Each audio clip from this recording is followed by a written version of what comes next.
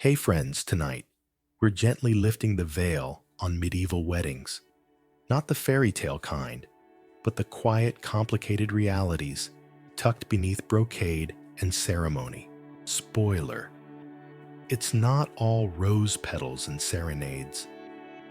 It's more like scratchy wool, polite nods, and the echoes of duties passed down like heirlooms.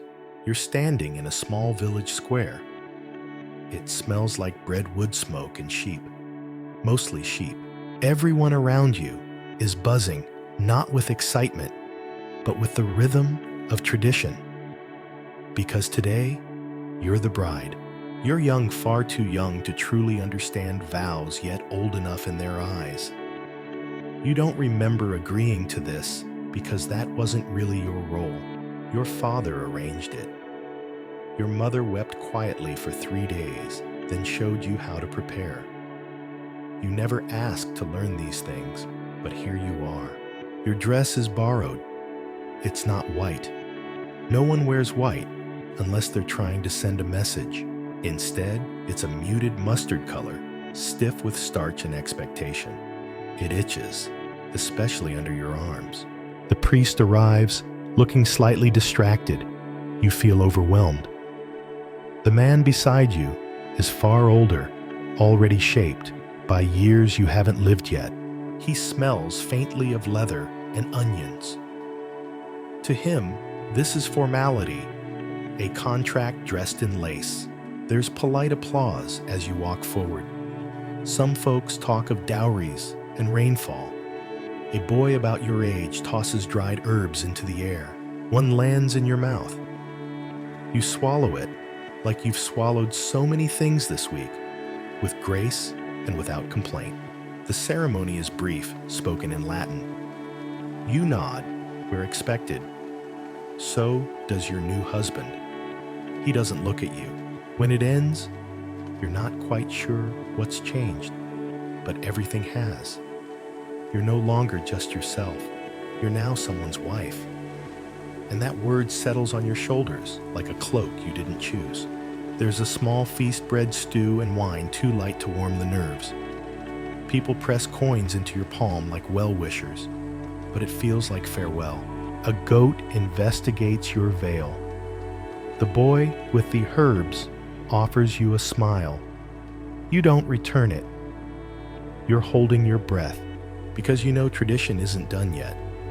Later, you're guided to a quieter space, a curtained corner, or a room with too many eyes. There's no privacy, just formality dressed as ritual. A few guests linger. They speak in hushed tones and raise their cups. The veil is removed. The moment is ceremonial. You focus on the wooden beams overhead and count them like stepping stones. 1, 2, 3, 4, it's done. There is polite clapping and a little too much silence. You are now official, and yet you feel less whole than ever. When the room finally empties and the last guest stumbles out, you lie still. The coarse sheets scratch your elbow. Moonlight spills across the floor like something unspeakable. You wonder if your mother felt this quiet. You wonder if you'll ever feel full again.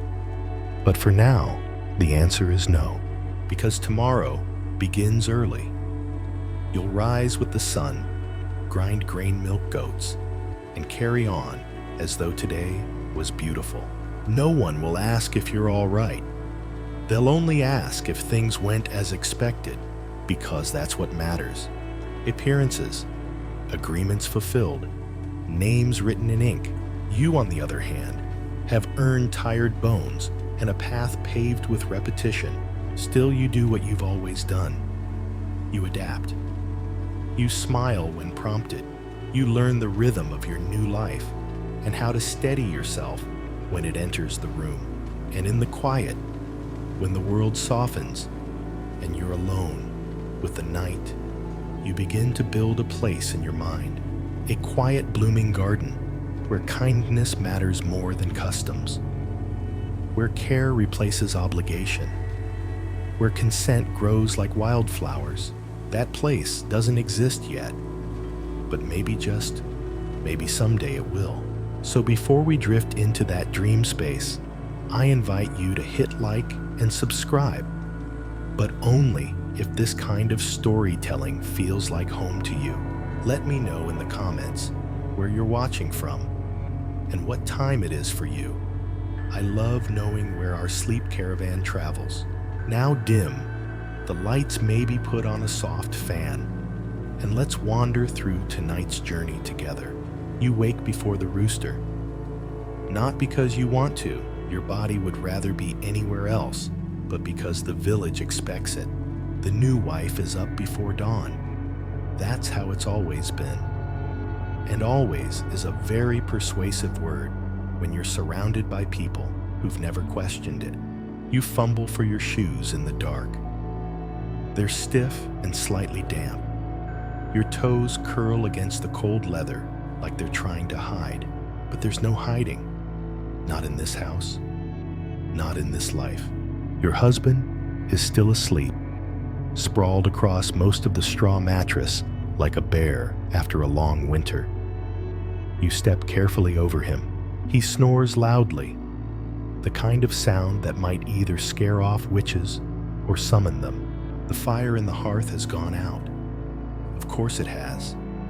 You kneel and start it again. Flint, straw, breath. Your fingers fumble half from nerves, half from yesterday's haze. But you don't linger. The morning is already moving. Outside, the village wakes slowly. A cart squeaks. A dog barks. Someone coughs with theatrical persistence. You wrap a shawl around your shoulders and head to the well. Water doesn't wait for anyone. You pass other women, some older, some younger, all moving in a quiet rhythm. One nods at you. Another says, "You made it." Whether she means the wedding or the night, you're not sure. You nod back. The well is quiet. No one asks how you're feeling. You're grateful. You carry water home. Your husband is now awake. He grunts and pulls on his boots. "You'll need to make the bread," he mutters. You already knew that. Flour, water, salt. Your hands move. The dough resists, then yields. You knead it while your thoughts circle. You try not to dwell, but memory clings like flour on your skin. The bread bakes. You think of other brides, quiet, steady, surviving. Some smiled anyway. You wonder what that means. Then your husband's mother enters. No knock, no pause. She smells of onions and expectations. "You'll be wanting to start on the wash," she says. You gather the linens, including the wedding sheet. It's part of the custom, an old tradition turned into ceremony, meant to prove something, never meant to be public. You pin it to the line. The wind flaps it. A few women glance over. Some smirk, some sympathize. One just looks tired. Inside the dirt from his boots, waits. You sweep. It won't be the last time. Later, you're told to visit the wise woman at the edge of the village. She offers you tea. It smells of rosemary and dry leaves. She shares old sayings. When the moon is thin, don't sleep too close to the hearth. If he grows cold, plant dill by the door. Salt your porridge before frost. It helps hearts stay steady. You listen. You nod. You wonder if it's wisdom or just the only form of power she's allowed. Before you leave, she gives you a pouch of dried herbs. For dreaming, she says. You breathe it in gently. It smells like dried flowers and warm days, just enough to soften the edges of your thoughts. At home, the day continues. You peel turnips, mend socks, swallow tears quietly. At dusk, he returns, eats, sleeps, snores. You lie in the same bed. count the same beams. But tonight there's something new. The pouch beside you, the dream it carries, and a quiet voice somewhere deep in sleep's soft arms whispers, "You're not alone." Even if no one noticed your strength, even if the celebration felt more like ceremony than joy, you endured. And that too is a kind of vow. The next morning, you are officially a wife, which means no more help from your mother, no more soft laps to cry in, no more excuses. You are now expected to know things that no one bothered to teach you, like how to dry eels properly, or how to make your husband's favorite pottage without turning it into an existential crisis. The eels, for the record, are very slippery. You learn this the hard way when one escapes your grip and flops dramatically under the table. You pretend it didn't happen. The dog thankfully agrees to the cover-up by devouring the evidence. Breakfast is quiet, which in your new household means tension, simmering below the boiled oats. Your husband speaks only once to ask if the chickens have been fed. They haven't. You feed them. They peck at your hem like you're part of the barn. You wonder if chickens dread marriage too. There's a neighbor girl, a few years younger than you, who passes by with a basket of herbs. She used to giggle with you behind the bakehouse, pretending to be nobles with daisy crowns. Now, she lowers her eyes when you meet. Not out of shame, out of knowledge. She knows the code.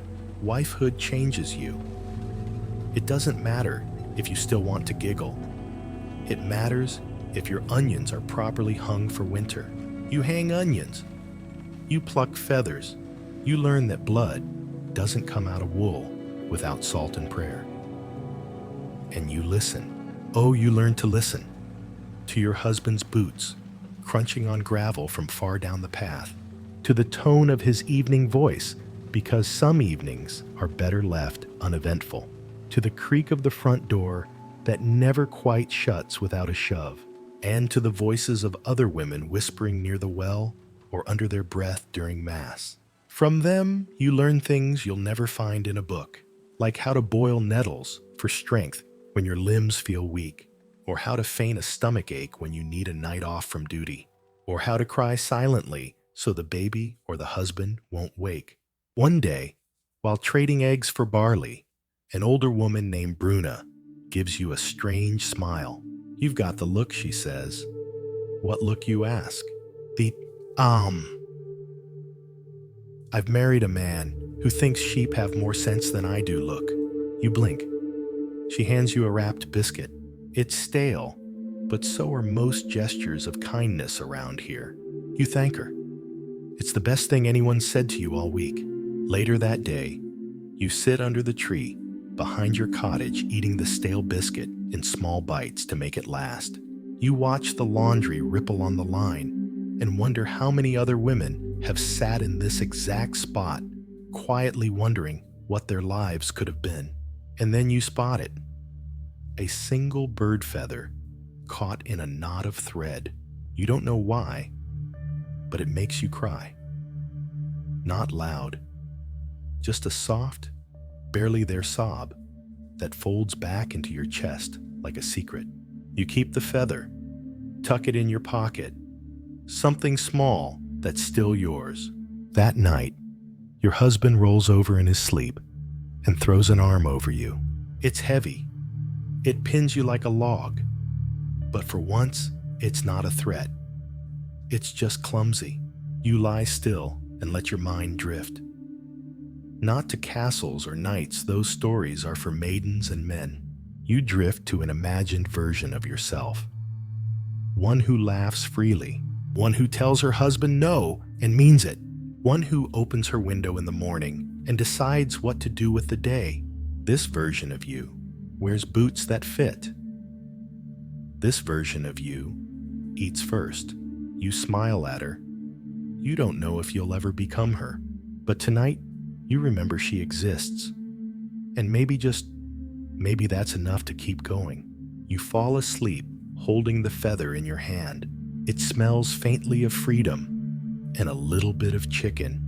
You wake to birdsong, but it's the wrong kind. The kind that chirps with purpose, like it's supervising something.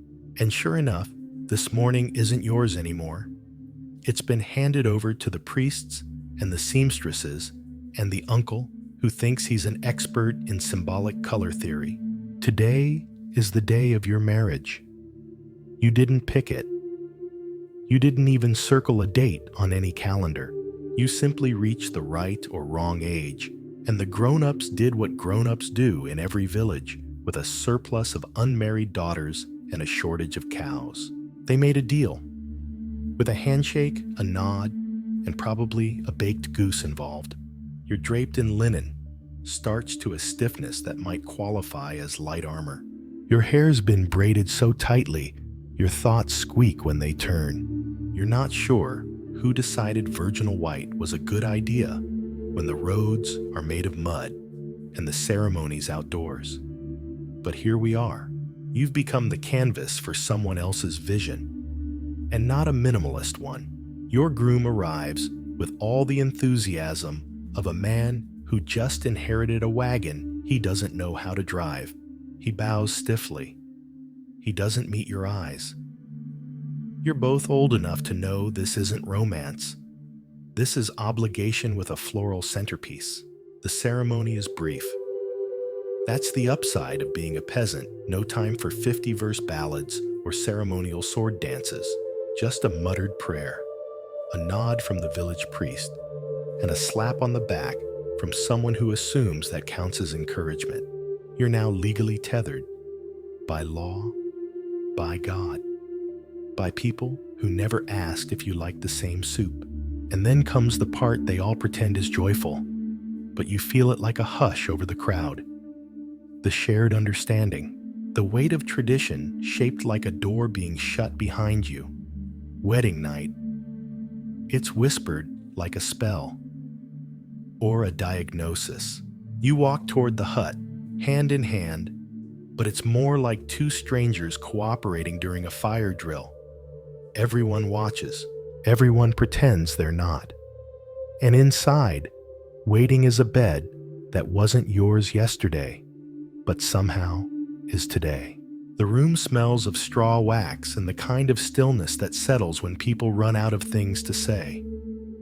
You sit. He sits. There's a jug of wine, because even the elders know that awkwardness needs something warm. He pours. You drink. You think of anything else. The roof, the cow, the way your mother used to hum when she plucked chickens. Anything. No one told you what to expect. They hinted. They alluded. A few drew crooked symbols in the air and laughed behind their hands, but actual instruction? No. You were expected to absorb it through whispers and a sixth sense. And now you're navigating a boat. No one taught you how to row in waters darker than your thoughts. The fire flickers low. He leans in. You hold your breath. This is not a tale of violence. This is a tale of confusion, obligation, and the silence that lives between two people asked to become one without having ever spoken like humans. You're not hurt, but you're not okay either. You're a garden dug too soon, a field asked to yield before it knew how. In the morning, you wake not to birdsong, but to the ache of expectation. There's washing to be done, bread to be shaped, and gossip to be ignored. They'll ask if you're glowing. You'll smile politely and say you're tired, which is true, but not in the way they think. He's already outside chopping wood. He didn't speak much. You didn't either. But he didn't press. That's something. That's not nothing. And now begins the chapter. No one wrote songs about married life, with its shared pots and mismatched habits, and evenings too quiet for comfort. You learn the rhythm of him, how he coughs before speaking, how he likes his stew thick. He learns you like mint with your tea, and silence when you mend. You're not in love, but you're not at war either. You are, as the villagers would say, settled, which is their way of describing something stable but slightly sad, like a pond or old bread. At market, the other wives trade glances subtle and coded. You're part of the club now, the ones with stories buried beneath polite smiles. And when one of them squeezes your hand just a second too long, you know she knows about the hush, about the linen, about the way a body can feel like it was loaned to someone else. You bake, you sweep, you hum the way your mother did. Some days, it feels like you're playing house with someone else's memories. Other days, you're proud of the way the fire stays lit and the bread doesn't burn. And then one day, the quiet in your stomach becomes a flutter. A question answered by morning sickness and a midwife's nod. You're expecting. They say children bring joy, and they do. But they also bring another layer to the script you never wrote. Now, you're not just a wife. You're a beginning, a cradle, a continuation. You place your hand on your belly and think not of love, but of legacy. Not of passion, but of peace. Maybe that's enough. You whisper a wish to the stars above straw roofs, that this little life inside you will get to choose more than you did. And for a moment, as the village sleeps, you feel something like hope. A quiet revolution, wrapped in linen, cradled in moonlight. Morning arrives, with the soft sigh of coals still glowing under the ash. You're up before the rooster today, not because you're eager, but because your bladder insisted. The joys of early pregnancy, they say, or they would if anyone bothered to warn you that even your organs would start offering opinions. You step outside into the chill, wrapping your shawl tighter. The village is still yawning itself awake. Chimneys stretch long arms of smoke into the sky. A cow moos with the dignity of a creature who knows she'll be milked soon, like it or not. Your feet follow the familiar path to the well, and you nod at old Maud, who's been drawing water longer than you've been alive. She winks at your belly. Hope it's a boy, she says. Easier that way. You smile. You don't ask what easier means. You suspect it has less to do with birth and more to do with how girls are received by the world. The water is cold, and your bucket swings heavy on the walk home. Inside, your husband is blowing on porridge like it might reveal secrets. He nods. You nod. It's the kind of domestic silence that could be mistaken for comfort or distance. He builds the fire higher and you cook. It's a rhythm now, a sort of dance if dances were quiet and full of chores. He mends the cart. You scrub the floor. He feeds the goat. You hum lullabies to the bundle beneath your ribs. It's not romantic, but it's real. And there's a kind of safety in predictability, like a river that never floods, even if it never sparkles. Some days, he tries, a flower dropped on the table. An awkward question about your cravings. Once he brought you a fig, shriveled but sweet. You pretended not to see the scratch on his arm, where he'd likely retrieved it from a difficult branch. You begin to understand him. He's not unkind, just shaped by a world that never asked him to be gentle.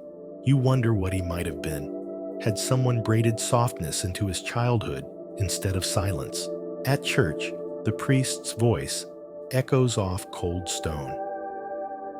He preaches about obedience duty, the sanctity of bearing fruit. You touch your belly. You wonder if fruit ever resented the vine, if vines ever dreamed of open fields. Other women offer advice. Boil nettles for strength. Avoid eels, they cause twins. Pray to Saint Margaret, the midwife's favorite. You thank them. You take notes. You pretend you're not overwhelmed. One evening you feel it, a flutter, like the soft flap of moth wings against the inside of your skin. You pause mid-stir. Your breath catches. Life, real, wiggling, undeniable, has announced itself. And everything shifts. You start talking to it, quietly when no one's around. You tell stories, make promises, apologize for the world. You ask it to be kind and clever, and to forgive you when you fall short. Your husband hears once. He doesn't laugh. He just listens.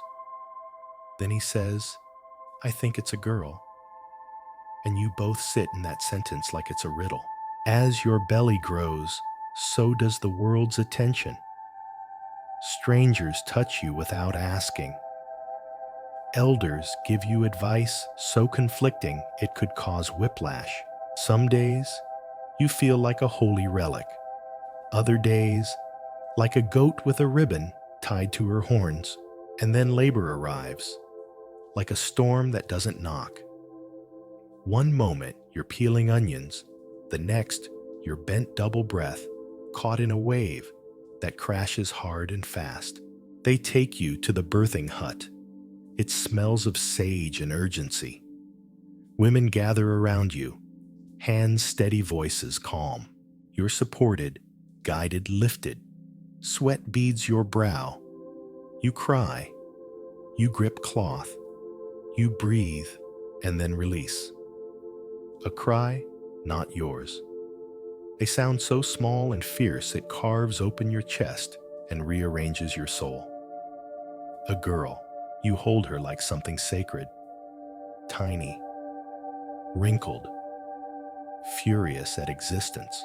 You name her quietly, as if speaking too loudly might scare her back into the ether. He holds her awkwardly, like a loaf of bread he's unsure how to carry. But he smiles. It's crooked. It's real. The next weeks are a blur. You don't sleep. You barely eat. But your heart has grown a second rhythm, one that beats in lullabies and milk-drunk sighs. Villagers visit.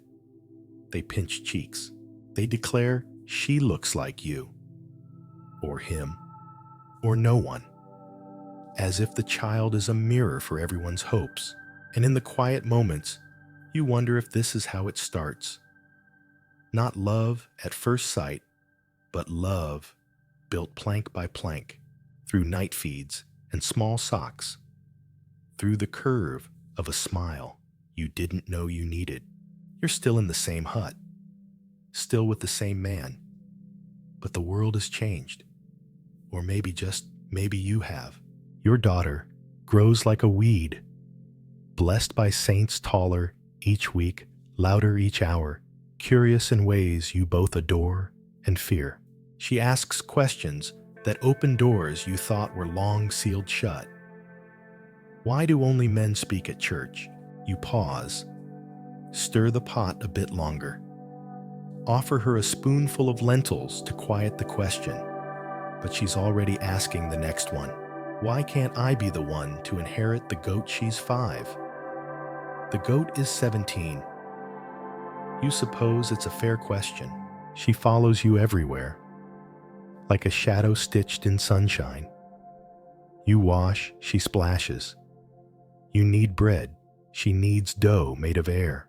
You pray, and she sings her own words to the same rhythm.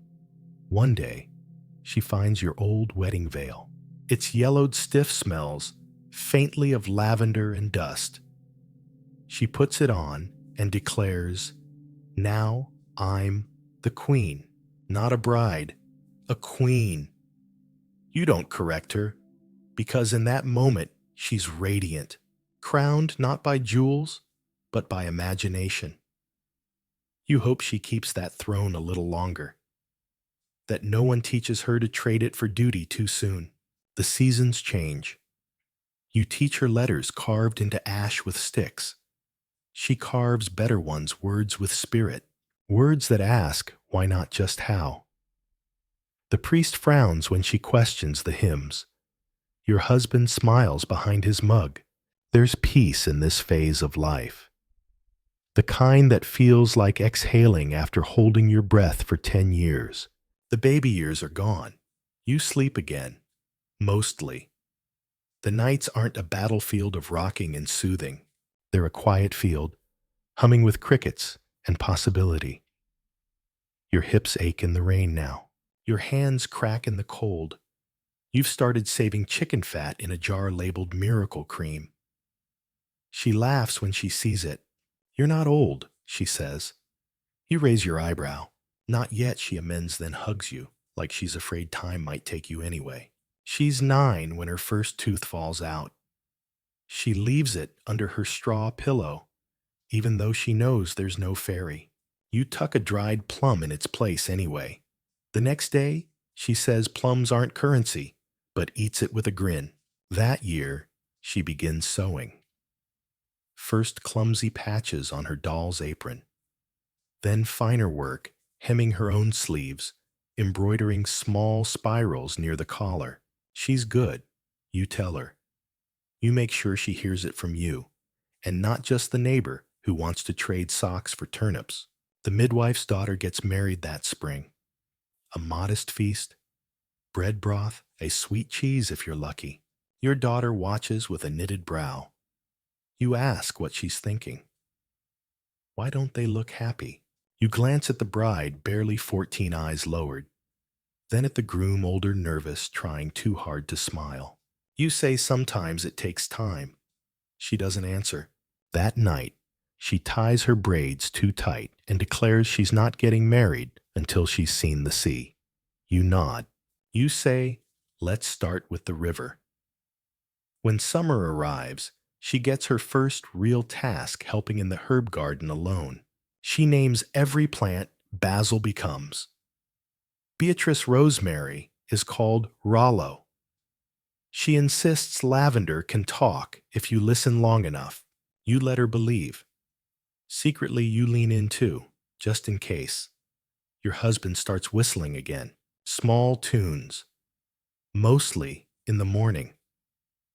Sometimes while fixing the roof. Sometimes while peeling carrots. You don't mention it. You don't want it to stop. One night, you find him asleep with her drawings under his hand. A house. A goat.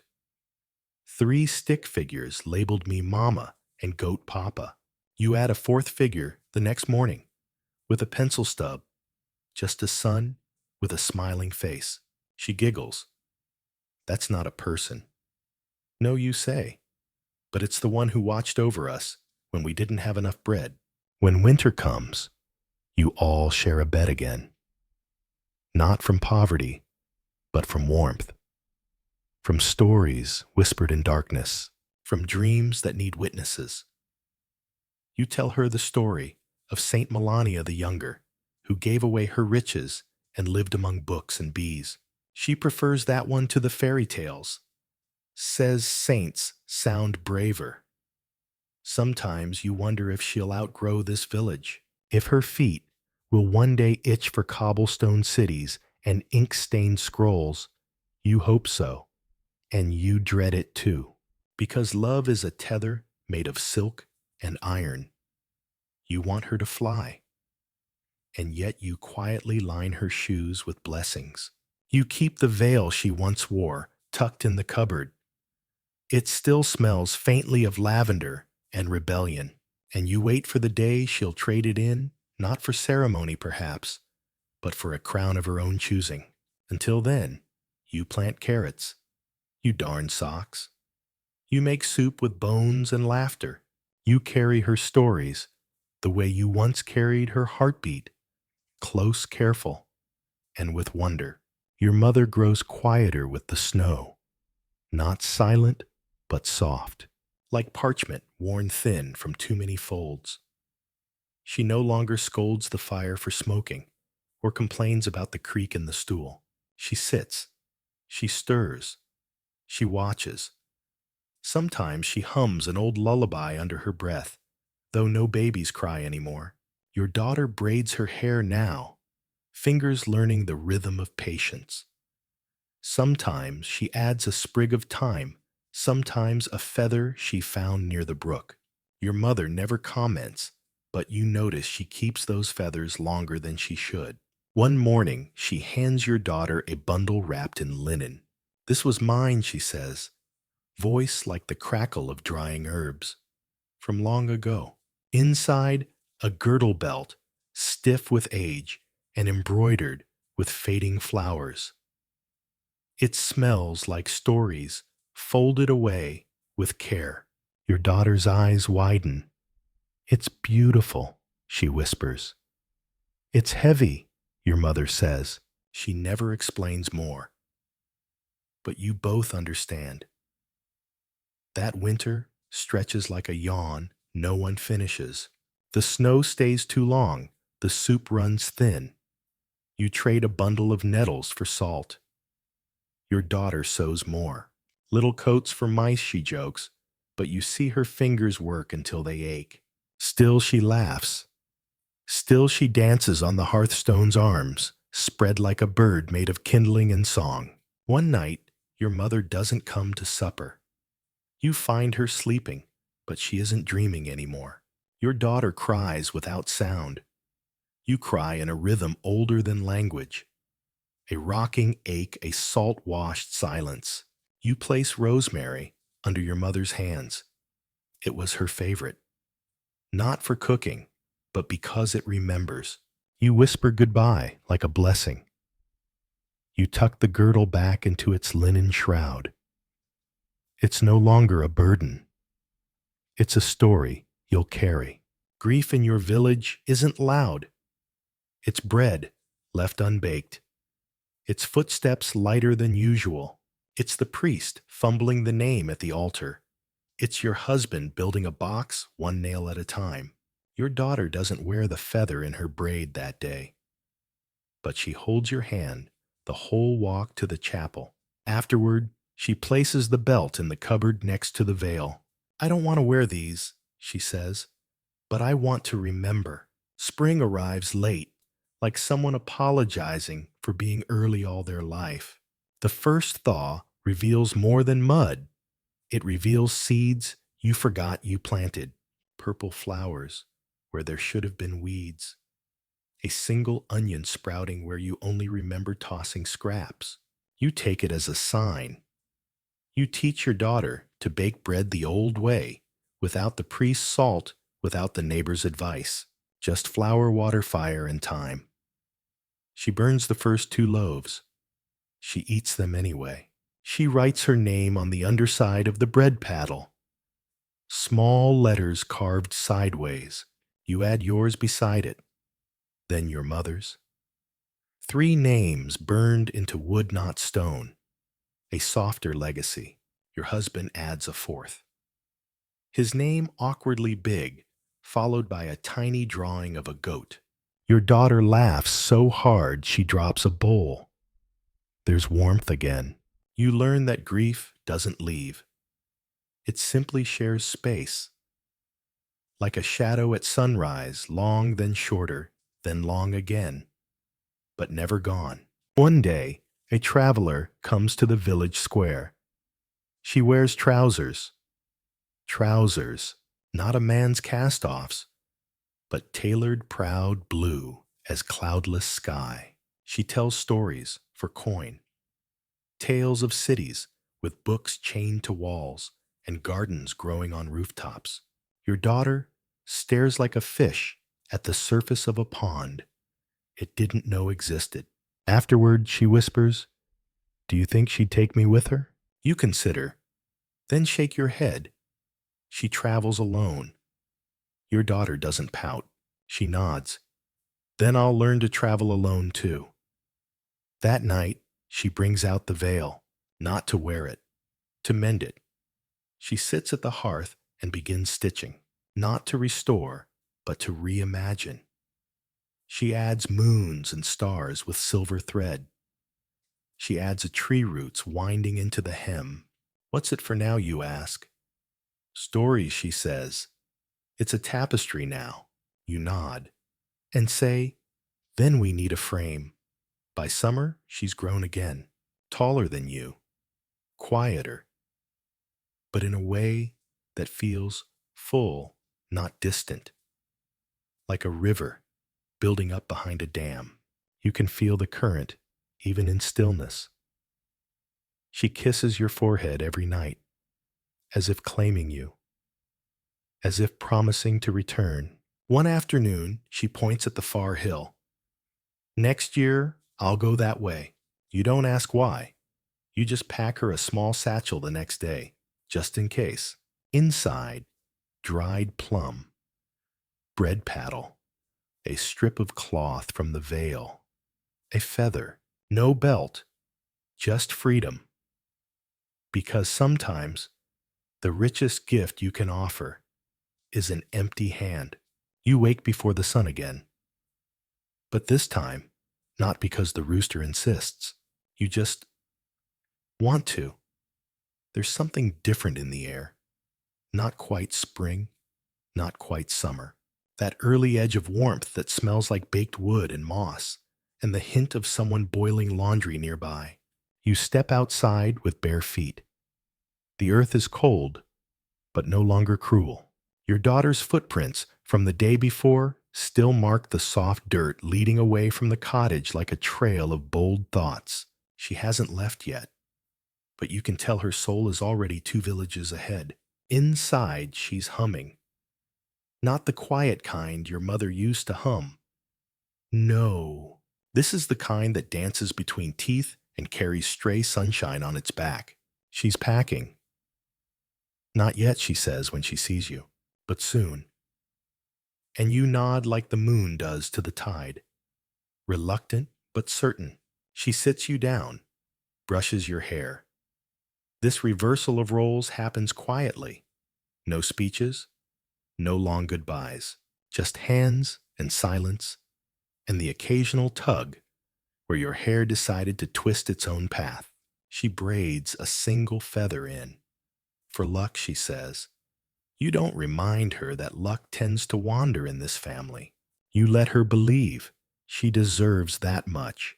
That evening, she hangs the veil not to wear, but to let the sunset filter through it. Silver threads catch the fading light like tiny windows into dreams she hasn't spoken aloud yet. You watch her from the doorway, heart a soft drum, made of years and flower and lullabies you forgot you remembered. She turns. Do you think people will listen? You smile to a girl with stories stitched into her hands and fire stitched into her steps. She grins. I'll take that as a yes. The next day she leaves.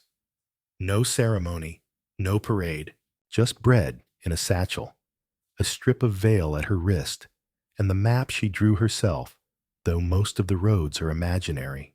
She hugs you once hard, and then she's gone. You don't cry. Not at first.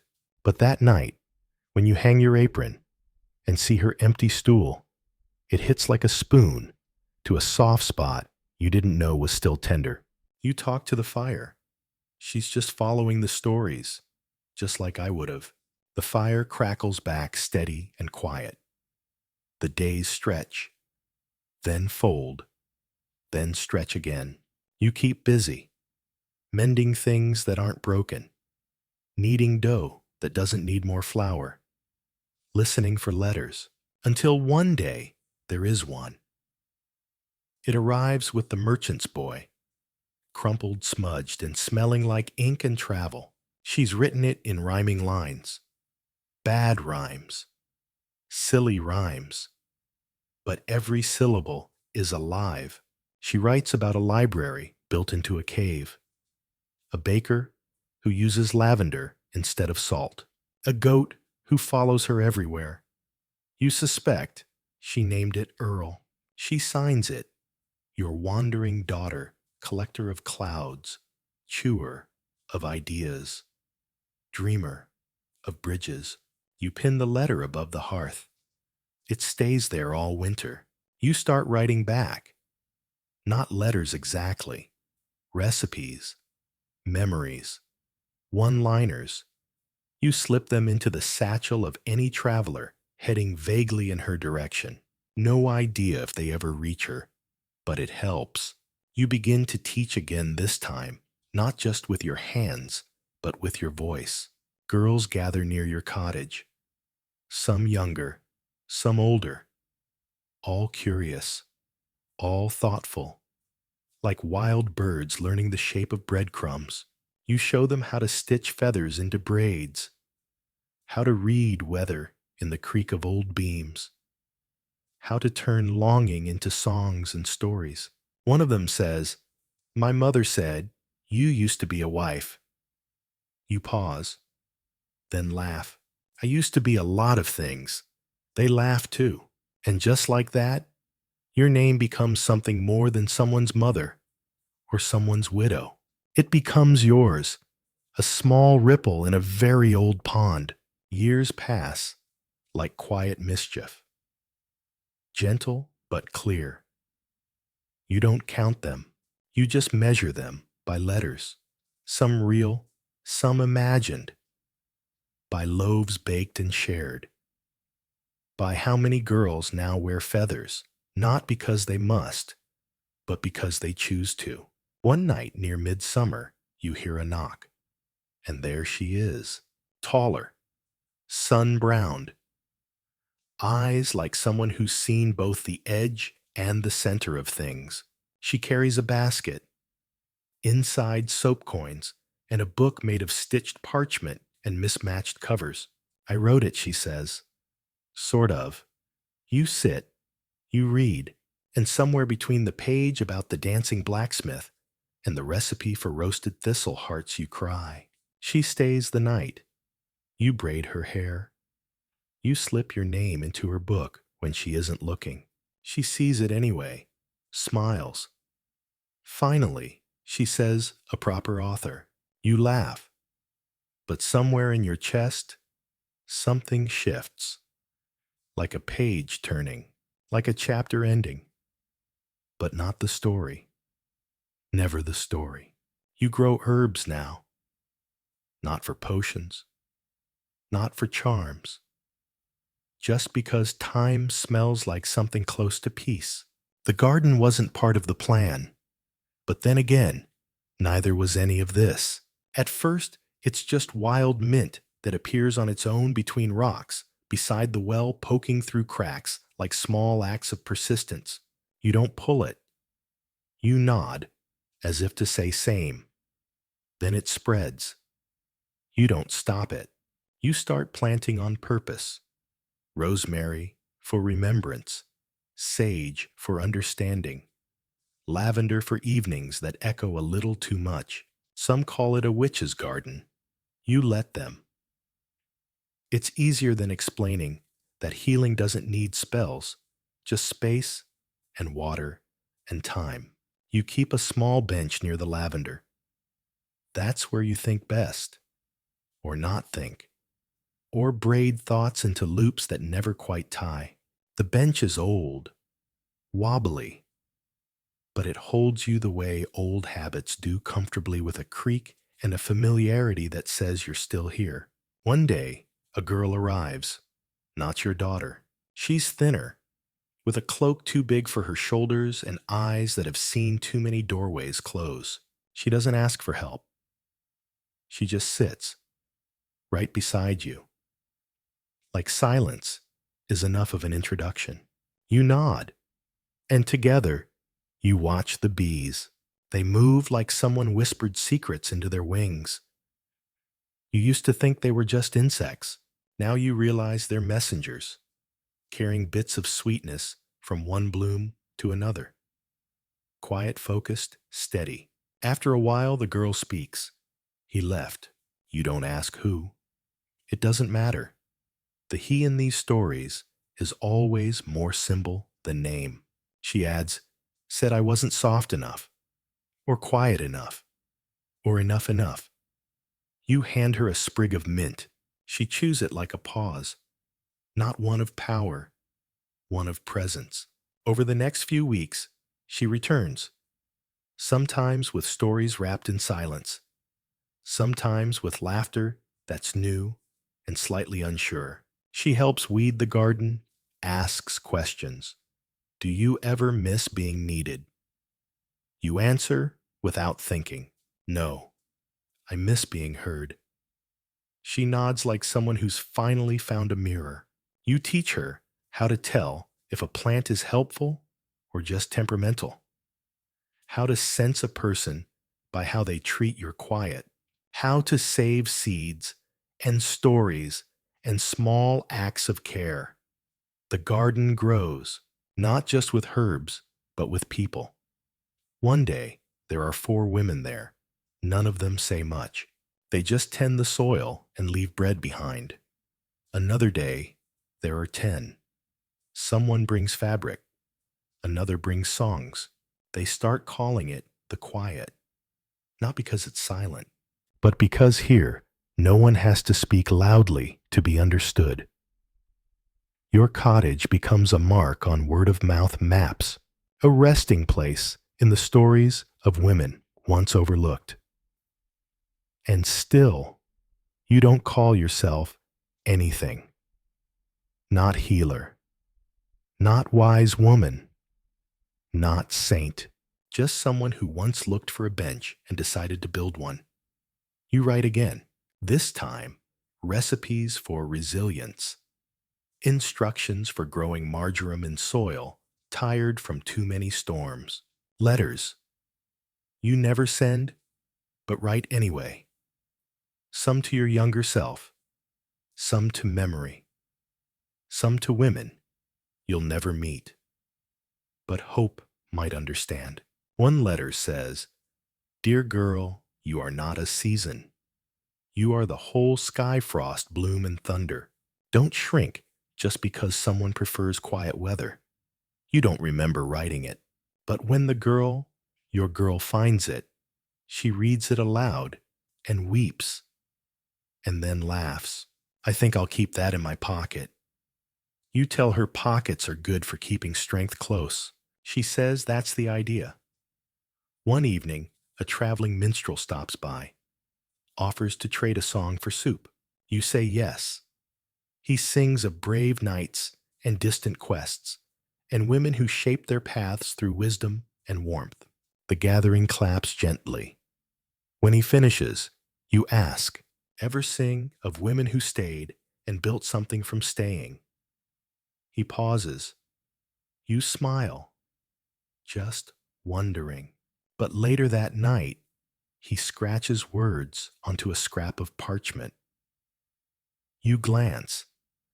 They begin with, She planted lavender where silence used to live. You don't correct him. You let it stay. The bees continue their work. The bench still creaks. The garden never asks for thanks. And you remain part root, part weather, part story, but mostly hope wearing an apron. Sometimes the safest place is a kitchen, not the kind filled with servants and silver, not the stone caverns under castles where meat roasts on spits the size of tree trunks. No, your kitchen is made of warm wood and quiet resilience. The floor creaks like it remembers your first steps after the storm. The table bears the scars of many meals, and none of them harsh, just onions roots and determined crusts. It's here in the low hum of boiling broth and the gentle hiss of bread, crust crackling, that you rediscover language, not through words, but through hands, through stirring, pouring, tasting. You learn the power of simmer, its patience embodied, a quiet kind of courage, a way of saying, I am still here. I will nourish what remains. You start inviting others, not formally, not with parchment and wax seals, just a glance, a loaf left on a doorstep, a door left slightly ajar. They come, at first, one at a time. A girl with a braid so tight it looks like armor. A woman whose shoes are too new, suggesting she left much behind. They sit. You feed. You ask no questions. Eventually, they speak anyway. Stories spill out like flour, messy soft, covering everything. He said I was too clever. He said I was too cold. He said I was too much. And you standing there with a wooden spoon and a steady presence, don't argue. You just offer seconds. Because sometimes the answer to heartbreak is broth. You teach them how to stretch barley when the harvest is lean, how to make cheese without a cow, how to turn old apples into something that tastes like comfort. You don't tell them what to do. You just show them they can. One night the fire goes out early. You think maybe this is the last time. But just as you begin to gather your shawl, the door opens. She steps in, younger than most. Eyes like stories waiting to be told. You know her journey before she says a word. Because once it was yours, she's not here for food. She's here for the silence that follows kindness. So you sit beside her. You don't speak. You cut herbs slowly. Let the rhythm soothe the air between you. After a long pause, she whispers, I didn't think anyone would help me. You don't respond. You just place a piece of bread in her hand. It's not a solution. It's a beginning.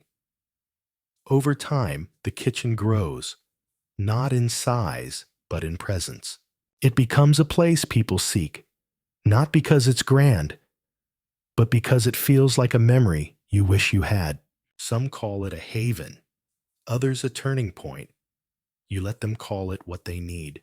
On quiet nights, when no one visits you, sit by the hearth and write, not epics, just recipes scribbled in the margins of old calendars. Instructions on how to hold on when the world forgets your name. One reads, chop onions with care. Cry if needed. Add salt, not too much, just enough to remember. Another says, bake at dusk. It's the gentlest time of day. Your words travel, carried in baskets and retellings. Some become lullabies. Others become affirmations. You never intended to start anything. But then again, kitchens are like that. They hold more than meals. They hold transformation. One dough ball at a time. There's a girl now, newest of them all, who asks questions and laughs with her whole spine. She wants to open her own hearth far away by the coast. You nod. Name it after something true, you say. She grins. I'll call it the soft knife. You smile. It's a good name. One that understands the world. Won't always be gentle, but we can be. And long after, the bread has cooled, the soup settled, and the last story melted into smoke, you'll remain here. Not as a name carved in stone, but as a recipe passed from hand to hand, voice to voice. A way of saying this is how you make warmth from almost nothing, and how you keep it even when it's hard.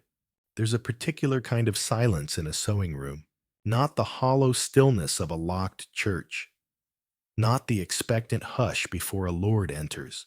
This is the sound of thread pulling through fabric, sharp, soft, repetitive, like the tick of a clock that measures healing instead of hours. You sit by the window, needle in hand, not because you're forced to, but because stitching feels like reclaiming the day. Outside, the town swells with its usual bustle footsteps in Puddle's Market, cries rising like overcooked stew. But inside, you're weaving something quieter, something strong. The first dress you make isn't for anyone else. It's yours. Rough wool, a little crooked at the seams. But every stitch is an act of refusal, a way of saying, I get to shape what wraps around me. Soon, others come. Not nobles, not customers. Just women with stories in their hems and questions in their eyes. They bring fabric like apologies, stained, torn, loved too long. You show them how to rescue the good parts, mend from the inside. You tell one as her fingers tremble over a ripped sleeve. Turn it over. Start again, you say to another, holding up a dress the color of fading violets. No one speaks of why they're here. But you all know. Some dresses carry secrets. Others carry escape plans. All of them carry hope stitched between the lining and the doubt. There's a girl, quiet red-haired eyes like bruised sky, who keeps picking the wrong threads. You guide her hands gently. Show her how to anchor a hem without letting it pull. One day she whispers, "Do you think I could make something new?" You nod. Not because you're certain, but because she needs someone to be. The sewing room grows without growing. It fills with hands. Hands that once flinched now hold shears like promises. Hands that were bound now draft patterns for freedom. You start leaving little messages inside the garments, not obvious ones. Just a line of lavender thread, a scalloped edge, a hidden heart stitched under the sleeve. It's your way of saying, you are not alone, without making anyone say it out loud. A merchant's daughter comes in with gold brocade and the weight of expectation. She wants a wedding dress, but not the kind her mother wants. She speaks slowly, like her mouth doesn't quite trust itself. "I want to look like myself," she says. You know exactly what that means. Together, you create something strange and lovely. It rustles like leaves when she moves and smells faintly of rosemary. You tuck a scrap of it away when she leaves, not because you need it, but because it reminds you that even those born into cages sometimes fly. Sometimes at night, you stay late sewing by candlelight, your eyes aching and your back crooked, but your hands steady. Each garment feels like a page in a book you never meant to write. There's the cloak made from 2 old shawls worn by a girl who left her village with only one shoe and no regrets. There's the bonnet lined with silk, stolen from a cruel aunt's curtains. There's the patchwork tunic stitched from 20 scraps of almost. And your own dress, you keep mending it, not because it tears so often, but because mending keeps you in conversation with the woman you used to be. One morning, as you tidy up, you notice something curious. A dress has appeared on the table, neatly folded, delicately sewn with stitches you recognize as not quite your own. A note lies atop it. For the next girl who needs to feel whole. You smile, tucking the dress into the chest by the window. It won't stay there long, because women will keep coming, with trembling hands and brave questions, with hems to repair and hearts to resew. And when they arrive, you'll show them how to thread a needle without fear, how to cut fabric without apology, how to wear something that whispers, "I chose this." And maybe one day, long after your fingers forget how to hold the thimble, someone else will take your seat by the window. They'll inherit not a shop, but a rhythm, a way of making beauty from unraveling. And they'll know, without needing to be told, that sometimes the gentlest rebellion begins with a stitch. The road to the bathhouse is lined with rose bushes and rumors. You walk it slowly, carrying a woven basket filled with cloth oils and a small carved comb, the kind passed down through hands that rarely owned anything else. This isn't just hygiene. This is ritual. And ritual, in times like these, is how women remember themselves. At the entrance, a low mist curls around your ankles like a cat with secrets. The stone steps are always damp, always cool. But there's comfort in the repetition, in the predictable echo of your footsteps, in the creak of the wooden door that never quite closes. Inside the room hums with warmth, not just from the heat, but from the soft chatter of women undressing their worries. Steam blurs everything, makes queens and milkmaids look the same. A democracy of humidity.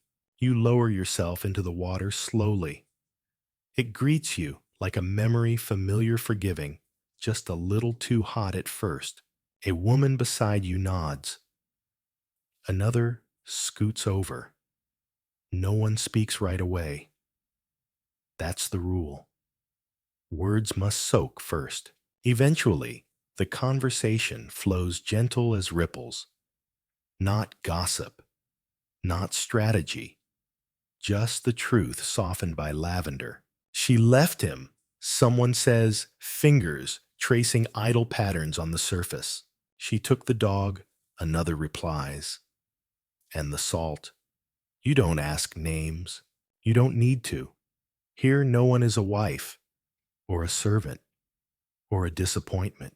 You are just bodies suspended in water, slowly steeping into something braver. A woman with silver in her hair pulls out a jar of crushed herbs and honey. Use this, she tells you, rubbing a bit onto your shoulders. Good for skin. And for men who don't listen. You laugh. Not because it's funny, but because she made space for you two. There's a kind of tenderness in the way women touch each other's hair here, not like the court, where everything is tugged and twisted into submission. This is different. This is someone combing out your week, massaging out the silence, rinsing off the words you swallowed at dinner. A girl, barely out of girlhood, holds her breath and dunks under.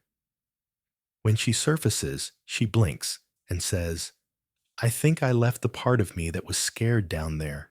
You all nod, as if that makes perfect sense, because it does. Someone starts humming. Not a song, just a sound, round and low, like a lullaby with no beginning. The room tilts into comfort. For a moment, you imagine you are a leaf, floating, fragile, yes, but also free. You close your eyes and time folds. You are no longer bound by the calendar of saints or the politics of linen. You are heat and water and woman. Later, wrapped in a towel that smells like sun-dried thyme, you sit by the fire. Someone braids your hair, while another hands you a cup of something warm and sweet. Maybe tea, maybe resilience. There's a woman knitting by the corner. She's not part of the circle, but every so often she smiles with her eyes. You think if only the rest of life felt like this, unrushed, unjudged, quietly defiant. But you know this is borrowed time. The bathhouse is a pocket in the universe, a place sewn between responsibilities. Still, pockets matter. They hold safety pins and secrets, and sometimes enough hope to get you to next week.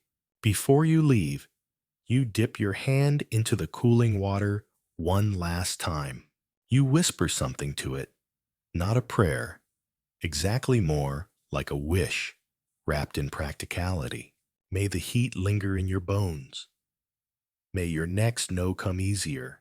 May your silence hold power, not fear. Outside, the wind bites a little harder.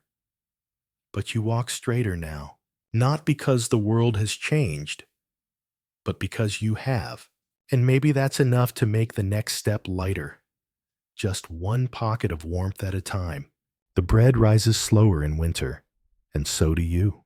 You've learned not to rush a morning that holds its breath in frost. The window glass is embroidered with cold, delicate as lace. You breathe on it, creating a tiny oval of warmth with your breath, your own miniature sunrise.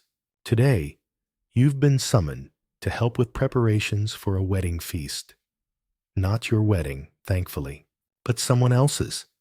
Someone younger, or luckier, or simply next in line. The kitchen is already loud with heat and hierarchy. A cook with arms like tree trunks is barking at a girl about onions, how they should cry, but not complain. A boy is turning a spit of meat so large it seems to mock the idea of famine. The smell makes your stomach tug politely at your ribs. Your job is the table, which is to say, your job is to make chaos look like ceremony. You smooth linen that has been pressed by hand, hoping the guests won't notice the mended tear under the centerpiece. You place wooden goblets just so. Each spoon reflects the candlelight like it's auditioning for a more glamorous role. You arrange flowers. Not fresh ones, it's winter, but dried herbs and ribbon-tied branches that still carry a hint of summer's memory. Sage, rosemary, lavender, not just for scent, for protection, because in this house, appearances are armor. The bride arrives mid-morning. She's pale not with joy, but with the exhaustion of smiling too long. Her dress is fine, but not quite hers. You can tell by the way she tugs at the sleeves, as though they belong to someone else's future. The seamstress follows behind her, carrying pins and warnings. No slouching, she hisses. No fidgeting. No thinking too much. You watch the bride blink. She's learned the game. Breathe shallow nod, often disappear gently. Someone hands her a glass of wine. She takes it with both hands like it's a spell she's supposed to swallow. And maybe it is. Weddings in your world aren't beginnings. They're assignments. Reassignments, really. One family trading a daughter, like a dowry, with legs. You've seen this scene before. The dance of dowry, the currency of chastity, the feast where the food is louder than the bride's voice. But today, your role is to smile and pour cider, to ladle soup and pretend no one notices how often the bride's eyes wander to the door. The groom enters with the swagger of someone who thinks history owes him applause. He's older than her, not by years, by posture. His laughter fills the room like smoke curling into corners it wasn't invited to. He pats the bride's shoulder like one does a loyal horse. You think she deserves a crown of thorns for surviving this gracefully, but she just adjusts her veil and says nothing. Later the feast begins. You serve bread shaped like doves. You carry platters too heavy for one person. You listen to toasts that sound like veiled threats wrapped in rhymes.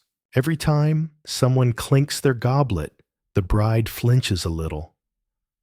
Not enough to cause alarm, just enough for you to notice. The music starts. A violin scratches out a melody older than memory. A tambourine jangles like nervous laughter. The couple is called to dance. You hold your breath. She moves, like she's dancing inside a cage she built herself. Graceful? Yes. But cautious. He dances like he owns the floor and her place on it. You close your eyes for a second and imagine a different version. One where she chooses the tempo, where her laughter isn't polite, where the sleeves of her dress fit perfectly because she designed them herself. But then the song ends, and she curtsies, and the room erupts in cheers, and the story, the one written by others, clicks into place again. By the end of the night, the candles have burned down to polite puddles. The guests are leaving their bellies full, and their curiosity satisfied. You're left cleaning up crumbs and half dreams. The bride walks past you in silence, cloaked tight around her like armor. She doesn't look back, but you do, because someone has to. And as you fold the last napkin still warm from another woman's fear, you make a promise not to her, but to yourself, that when your story is written, it will not begin with a feast and end with silence. It will begin with breath and end with your name.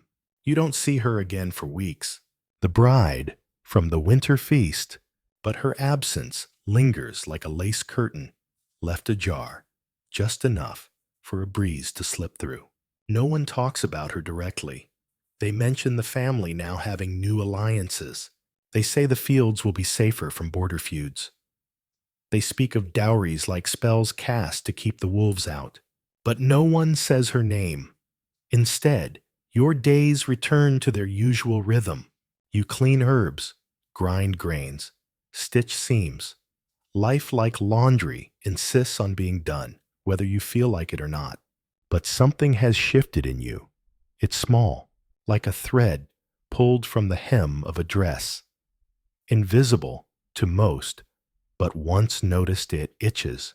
You start paying more attention to how often women leave rooms just before decisions are made, to how marriage contracts are stored in locked chests, but girls' thoughts are expected to be left open, to how a mother tells her daughter that pain is part of becoming worthy, that love can grow from obedience. You wonder if roses feel the same way, being praised for their bloom while ignored for their thorns. One morning, the midwife calls for help. You've assisted before, holding towels, boiling water, whispering nonsense to distract from pain. But today's birth is different. The girl on the bed is no older than you, maybe younger. She looks like the bride did weeks ago. Only now her veil is sweat, her crown a circle of bite marks on her lips, where she tried not to scream. The midwife moves fast, her hand steady, voice calm. But the room is thick with tension. This isn't just about a child, it's about lineage, inheritance, whether a name will continue. And she, this girl, is the vessel. The heirloom people pray doesn't crack under pressure. You hold her hand. It's small, shaking and cold. You whisper, "You're not alone." She doesn't respond, but she squeezes your fingers like they're the last sturdy thing in a collapsing world. Hours later, the baby arrives. A boy. The room exhales. A steward outside rings a bell. The family celebrates. There will be soup and cider and songs. But inside this room, the mother lies, motionless, eyes closed. She's breathing, but it's the kind of breath that doesn't belong to joy. It belongs to relief and maybe regret. You stay with her until the midwife says, "Go eat something." But food feels dishonest. How can you bite into bread when someone just gave up a piece of themselves to feed a legacy? Still, you sit in the corner with a cup of broth, because rebellion is quieter when you're tired. The child is swaddled. The family has claimed him. The wet nurse hums, and the girl, who birthed him now, sleeps as if chased into it. You go home with dried blood on your sleeves and questions in your chest. Questions about how joy is measured, whether love should cost this much, and what it means to be called lucky in a world where survival is branded as honor. The next day, someone jokes that you're learning womanhood the proper way. You smile, but it's the kind of smile you wear like a scarf in the wind, not to show warmth, but to keep from unraveling. In the days that follow, you return to your chores, but now you listen harder. To the silences between footsteps, to the cracks in walls that no one patches, to the sighs women release when no one is watching. You realize the dread wasn't just about wedding nights. It was about everything after. The mornings where bruises hide under bodices. The afternoons where laughter is rehearsed like a church hymn. The evenings where love is bartered and loyalty is demanded like rent. But in all this, you also start noticing something else: resilience. It's quieter than dread, less theatrical, but far more stubborn.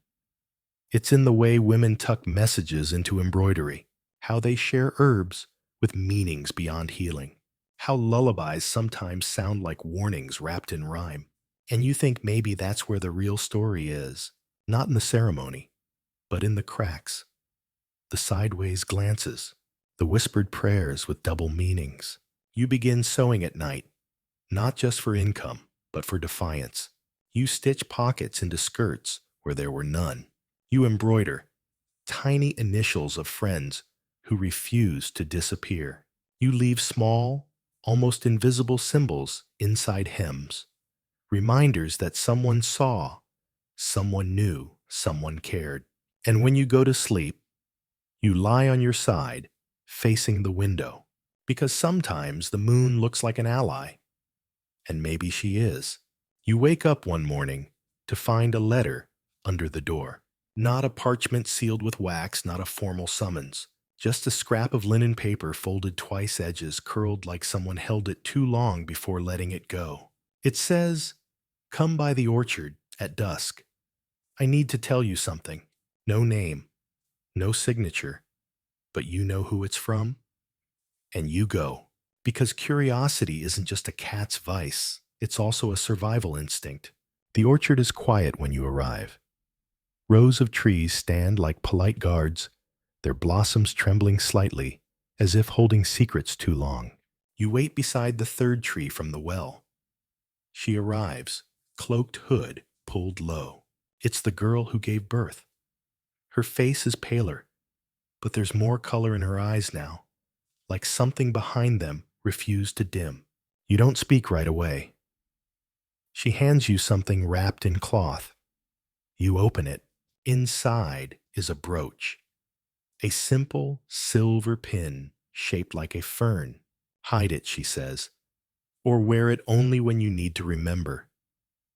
You nod and still don't ask why, because sometimes silence is safer than understanding. But she tells you anyway. "He's not just theirs," she whispers. "He's mine.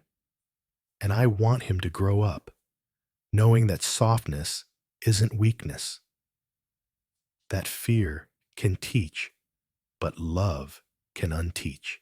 You nod again, and you think of all the ways love has been rewritten in your life into obedience, into barter, into performance. And here she is, trying to rewrite it back. You part ways at the orchard's edge, and for once, the trees don't seem like watchers. They seem like witnesses. That night, you sew the fern shape into your pillowcase. Just a few threads, invisible to anyone else, but enough for your hand to find in the dark when your thoughts get too loud. Seasons change. Winter thaws.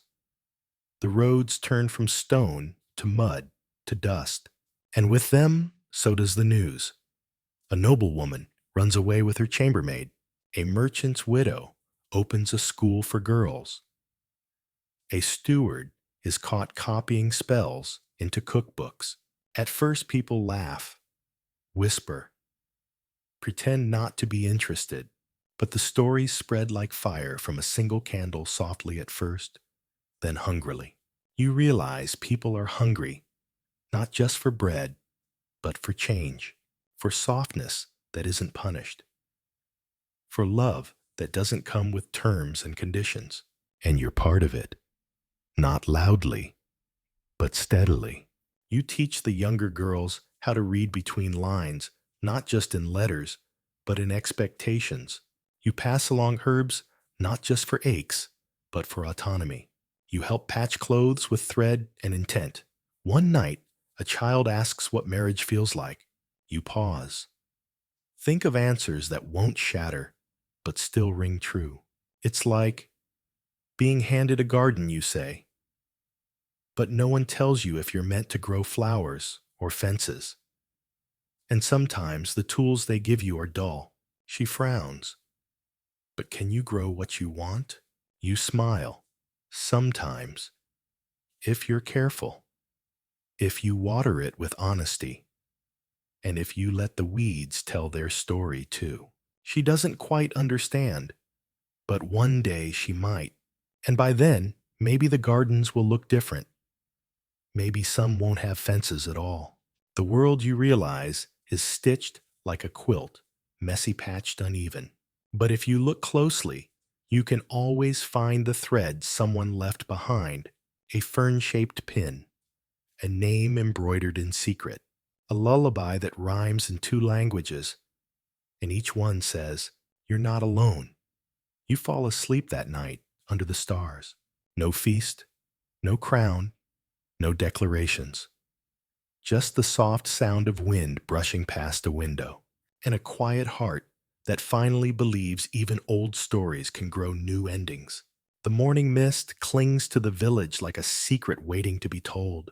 You step outside the cold, wrapping around you gently, like an old shawl that's been passed down through generations. Your breath rises in soft clouds mingling with the scent of damp earth and early blossoms struggling to bloom. The world feels new, fragile, and full of possibility.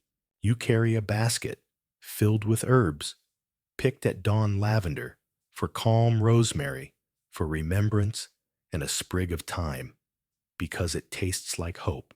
Each leaf, each stem, holds a story, a whisper of resilience that the women before you once spoke with hands and hearts.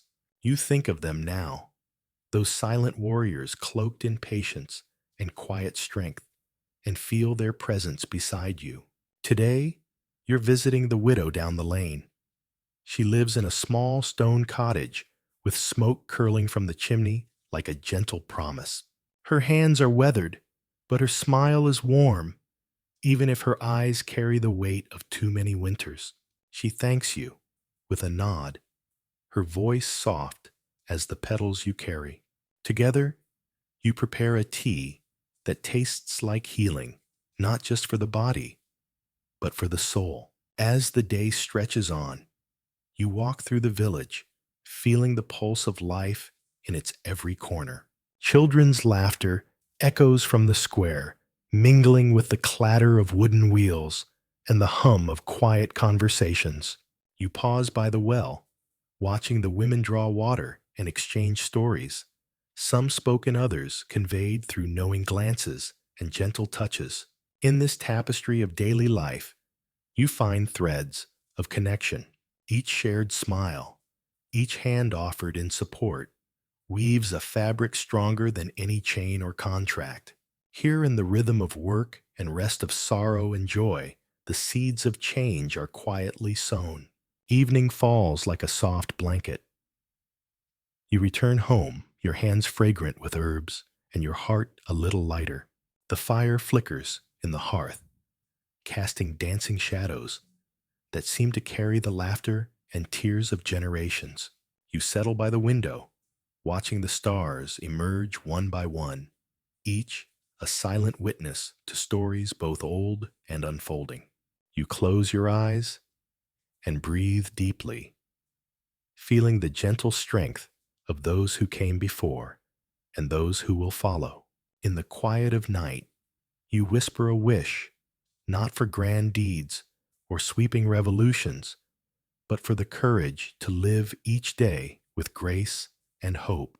And as sleep gently embraces you, you know that even in the smallest acts, in the planting of herbs, the mending of cloth, the telling of stories, there is power. Power to heal, to resist, to remember. Tonight you rest in the light of that power. The sky is a pale canvas, brushed softly with streaks of dawn as you step outside again. The air carries the scent of wet leaves and distant smoke, a quiet reminder that the village never truly sleeps. It merely dreams with its eyes closed. Your footsteps are familiar on the worn path. Yet today, they feel like a new song, tentative but hopeful. You carry a small bundle of cloth wrapped tightly around a handful of seeds. They aren't ordinary seeds. They are symbols of hope, of resilience, passed down by women whose names have been whispered through time. Each seed holds a promise that even in the harshest soil, life can bloom. As you walk, your thoughts drift to the women you've met, their laughter, their tears, their quiet strength. You remember the soft murmur of voices shared under the veil of night, the secret exchanges of remedies and stories, the hands held in solidarity when words fell short. Arriving at the edge of the village, you kneel to plant the seeds in a small patch of earth beside a worn stone wall. Your fingers press gently, careful not to crush the fragile hope hidden within each one. You imagine them growing, stretching toward the sun, reaching for something beyond the weight of the world. Nearby, a young girl watches you with wide eyes. She approaches cautiously, her steps light, as if afraid to disturb the magic you are weaving. You smile and hand her a seed. Plant this, you say softly, and remember that growth takes time, but it is always possible. She nods, clutching the seed like a treasure, her face glowing with a quiet determination that mirrors your own. Together, you stand and look toward the horizon, where the sun begins to rise, painting the sky with hues of gold and rose. It is a reminder that every day brings new beginnings, even when the past feels heavy. As the village awakens, you feel the pulse of life around you, the ebb and flow of stories, struggles, and small victories. You understand that change is not always loud or swift, but it is persistent, carried in the footsteps of those who dare to hope. Returning home, you find comfort in the simple rhythms of daily life, the crackle of the fire, the scent of herbs steeping in water, the soft murmur of your own breath. You write in your journal, weaving words into a tapestry that honors the past while reaching toward the future. Tonight, as you close your eyes, you carry with you the quiet power of those seeds, tiny miracles waiting to bloom in the soil of tomorrow. The village wakes slowly, wrapped in a gentle fog that clings like a whispered secret. You step outside the damp earth, soft beneath your feet, each step sinking slightly into the memory of countless footsteps before you. The air is thick with the scent of damp leaves and wood smoke, an aroma that feels both familiar and comforting, as if the land itself breathes alongside you. You carry a small woven basket, light but filled with the weight of purpose. Inside lie freshly picked herbs, rosemary for remembrance, lavender for calm, chamomile to soothe the restless. Each leaf carries the essence of centuries of care, of whispered stories, and hidden strength passed down through the hands of women who knew the value of healing beyond medicine. Your destination is the cottage at the edge of the village where the midwife lives, a woman whose eyes have seen more than words can hold. She greets you with a nod, her weathered hands quick to clasp yours, offering a steady warmth against the morning chill.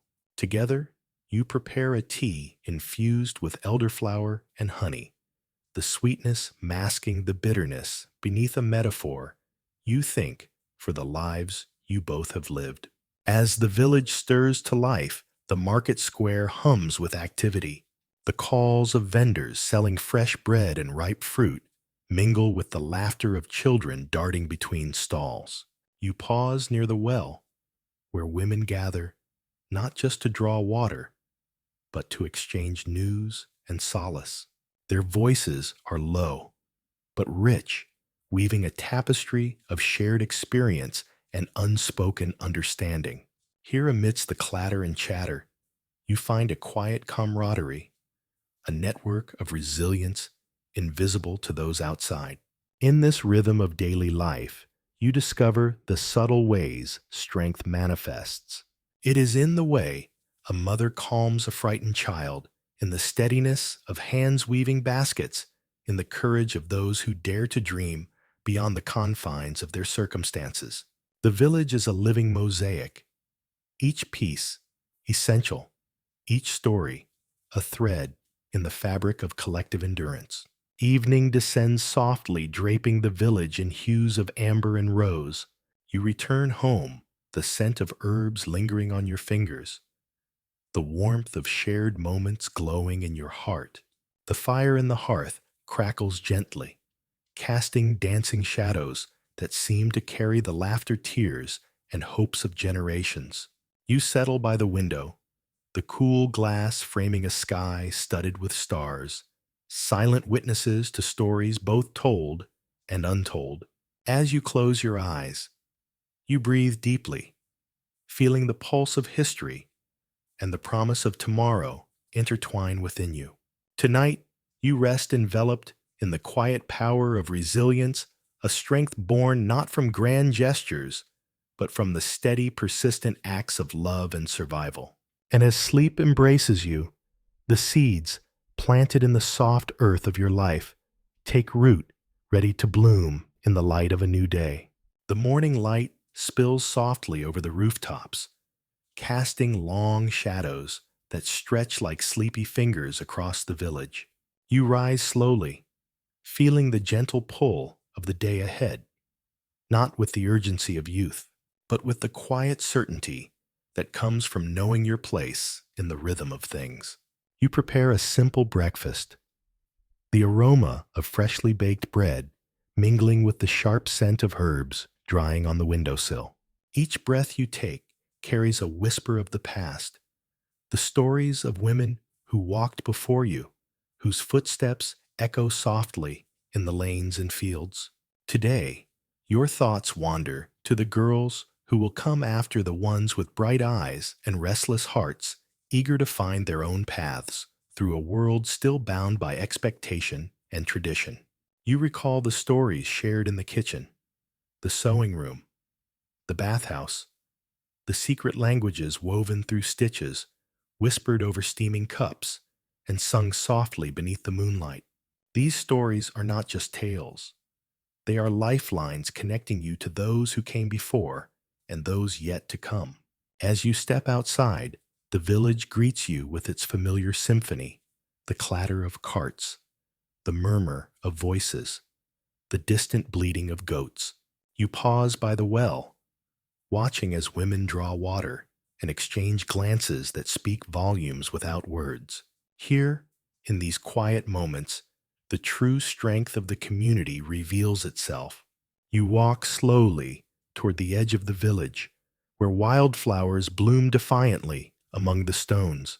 You bend to touch a delicate blossom, its petals soft and resilient, a living metaphor for the women you know, fragile yet unyielding.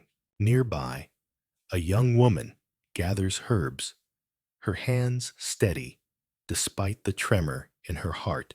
She looks up and meets your gaze, a silent understanding passing between you. No words are needed. The bond forged in shared experience is enough. Together, you tend to the garden planting seeds that will grow long after you are gone. Each seed a promise, each sprout a testament to perseverance. As the sun climbs higher, you think of the nights spent dreaming of freedom, of laughter, unrestrained, of love chosen rather than given. Though the path has been winding and fraught, the journey continues, carried forward by the quiet courage found in everyday acts.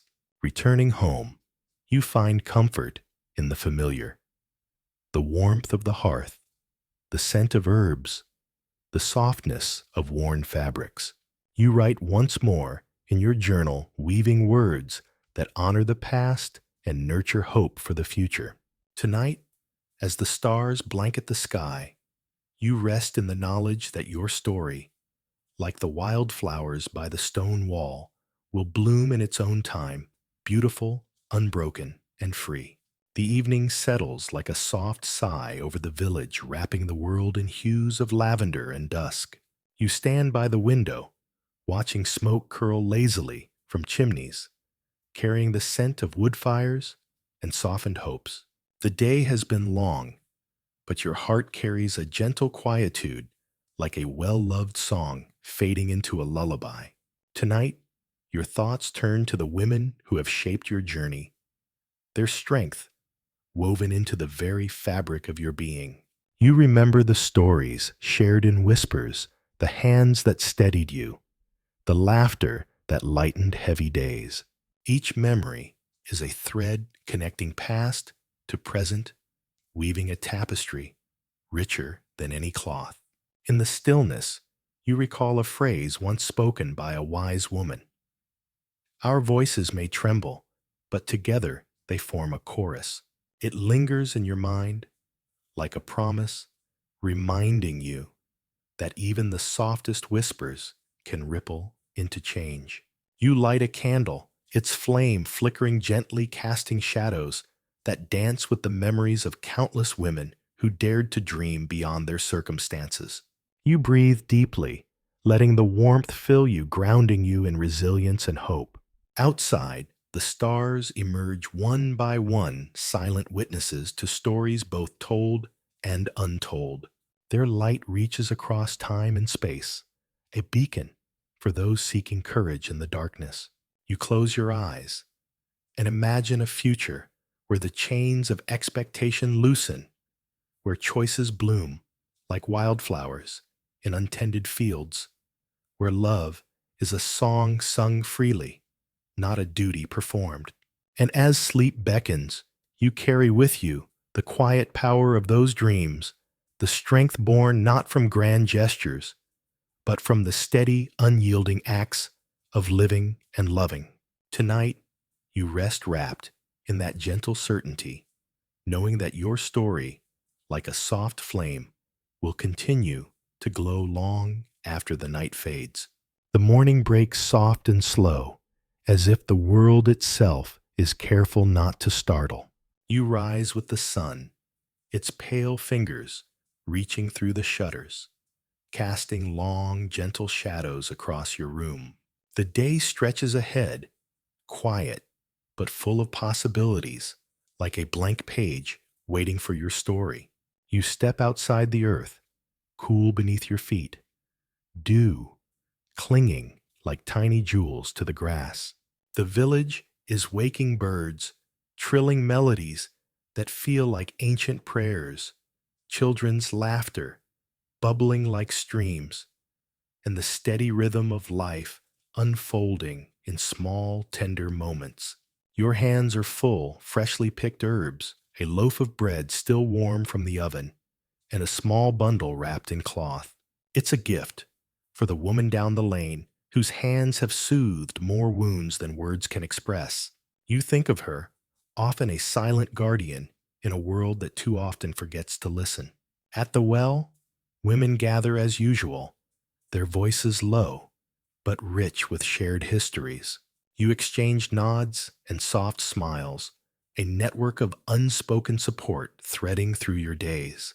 Here, in these ordinary gatherings, you find extraordinary strength, the kind that doesn't roar but sustains. As the sun climbs higher, you find a moment to sit beneath the ancient oak in the village square. Its branches spread wide, sheltering generations beneath their shade.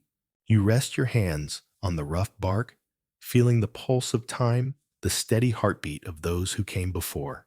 You think of the stories you carry, the ones etched in laughter and tears and mended clothes and whispered lullabies. They are not tales of grand battles or royal decrees, but of resilience woven into the fabric of daily life. A child runs past her footsteps, light as she chases a stray cat. She looks back, her eyes sparkling with wonder and possibility. You smile, knowing that the world she inherits will be shaped by the quiet revolutions of those who dared to hope. As evening falls, you return home, the scent of herbs and fresh earth clinging to you like a blessing. You light a candle and write in your journal each word, a thread in the tapestry of memory and dream. Tonight, as stars sprinkle the sky, you rest in the gentle knowing that your story is part of something larger. A chorus of voices rising softly, weaving a future where choice blooms freely, and love is a gift given, not demanded. And as sleep enfolds you, you carry the quiet strength of those who walk beside you, their whispers a lullaby for the soul. The dawn is a whisper today, soft and tentative, like a secret shared between old friends. You rise slowly, letting the gentle light wash over you, carrying the promise of renewal, wrapped in the scent of blooming jasmine and fresh earth. Each breath feels like a gift, delicate and precious. outside the village stirs with quiet energy. The air hums with the sounds of life footsteps on cobblestones, the murmur of women exchanging stories, the distant call of a shepherd guiding his flock. It's a symphony composed of ordinary moments made extraordinary by the hands and hearts behind them. You walk to the garden where herbs and flowers thrive under your care. Their colors are muted but vibrant, like memories tucked away in the folds of time. You run your fingers along the leaves of sage and mint, feeling the pulse of nature's resilience beneath your touch. A young girl approaches, eyes wide with curiosity and hope. She asks about the plants, their uses, their stories. You smile, beginning to share not just knowledge, but a legacy, a language spoken in petals and roots in healing and hope. Together, you tend the garden, planting seeds, not just in soil, but in hearts. You speak of patience, of growth, of the quiet power that comes from nurturing life even when the world seems harsh. As the sun climbs, shadows stretch and shift, weaving patterns across the village square. You pause to watch the interplay of light and shade, finding comfort in their dance, a reminder that darkness and light coexist, each giving meaning to the other. Later, you gather with other women beneath the canopy of an old oak, sharing laughter and stories that ripple through the air like gentle waves. Their voices rise and fall, a chorus of resilience and solidarity that transcends time. You listen, learning from their experiences, adding your own threads to the tapestry of shared strength. In their presence, you feel both grounded and uplifted, part of a lineage that has weathered storms and celebrated sunrises. As evening descends, you return home, carrying the warmth of connection and the quiet assurance that comes from belonging. You light a candle, its flame flickering softly, casting shadows that dance like memories on the walls. You write in your journal, weaving words into a tapestry that honors the past and nurtures the future. Each sentence is a seed, each paragraph a garden waiting to bloom. Tonight, as the stars sprinkle the velvet sky, you rest wrapped in the gentle embrace of hope, a hope that blooms in quiet acts, in whispered prayers, in the steadfast courage of those who walk beside you. And as sleep gently enfolds you, you carry with you the light of countless souls, their whispers a lullaby guiding you toward tomorrow's dawn. The morning greets you like an old friend, familiar yet full of unspoken promises. You step outside the earth, soft beneath your feet, each step a quiet reminder of the path you've walked and the one still unfolding before you. The air is cool, tinged with the scent of pine and the faint sweetness of wildflowers bravely pushing through the underbrush. You carry a basket woven from reeds, light but sturdy, filled with freshly gathered herbs and a few sprigs of wild thyme. The plants whisper their stories as you walk, their leaves brushing against your fingers like soft secrets shared between confidants. Each one carries a history, a remedy, a hope folded into its veins. Your destination is the clearing beyond the village, a place where sunlight filters through the canopy, casting dappled patterns on the moss-covered stones. Here, women gather not for ceremony, but for sanctuary, a space carved out of time where voices can rise and fall without fear, where stories breathe freely and hearts find kinship. You sit among them, the soft murmur of conversation weaving around you like a gentle embrace. They speak of joys and sorrows, of battles fought in silence, of dreams nurtured in the shadows. Their words are threads stitching together a tapestry of resilience and courage that spans generations. One woman shares a tale of a daughter who refused to be silenced, whose laughter shattered the stillness of a too quiet home. Another speaks of a mother who taught her to find strength in the smallest of things. A patch sewn with care, a song hummed softly in the dark. You listen, absorbing the warmth and wisdom that flow through the circle. When it's your turn, you share a memory, a moment when fear threatened to overwhelm, but hope flickered like a candle in the storm. You speak of the power found in quiet resistance, in choosing kindness when it's easier to give in. As the sun dips lower, painting the sky with hues of rose and gold, the gathering disperses slowly, each woman carrying a piece of the shared light back into her own world. You linger, watching the shadows lengthen, feeling the pulse of connection steady and strong. Returning home, you find comfort in the familiar, the crackle of the hearth, the scent of herbs steeping in warm water, the softness of worn fabrics. You write again, your pen tracing the outlines of stories, both painful and beautiful, honoring the past while sowing seeds of hope for the future.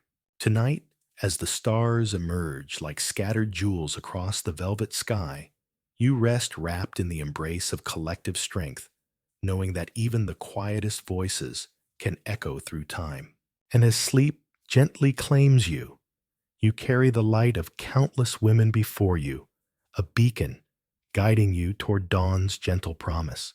The dawn breaks soft and slow, like a whispered secret unfolding gently across the sky.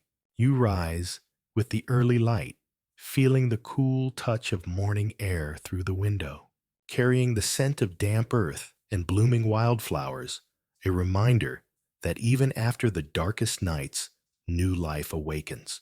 Today, your hands are busy, but your mind drifts to the stories carried by the wind, the tales told by women who came before, who stitched hope into every seam and whispered courage beneath breathless skies. Their voices echo softly in your heart, urging you forward. You step outside the village, alive with quiet motion, the steady rhythm of footsteps on worn paths, the gentle murmur of conversations carried on the breeze, the laughter of children chasing sunlight through the fields, each sound a thread, weaving you into the fabric of community and resilience.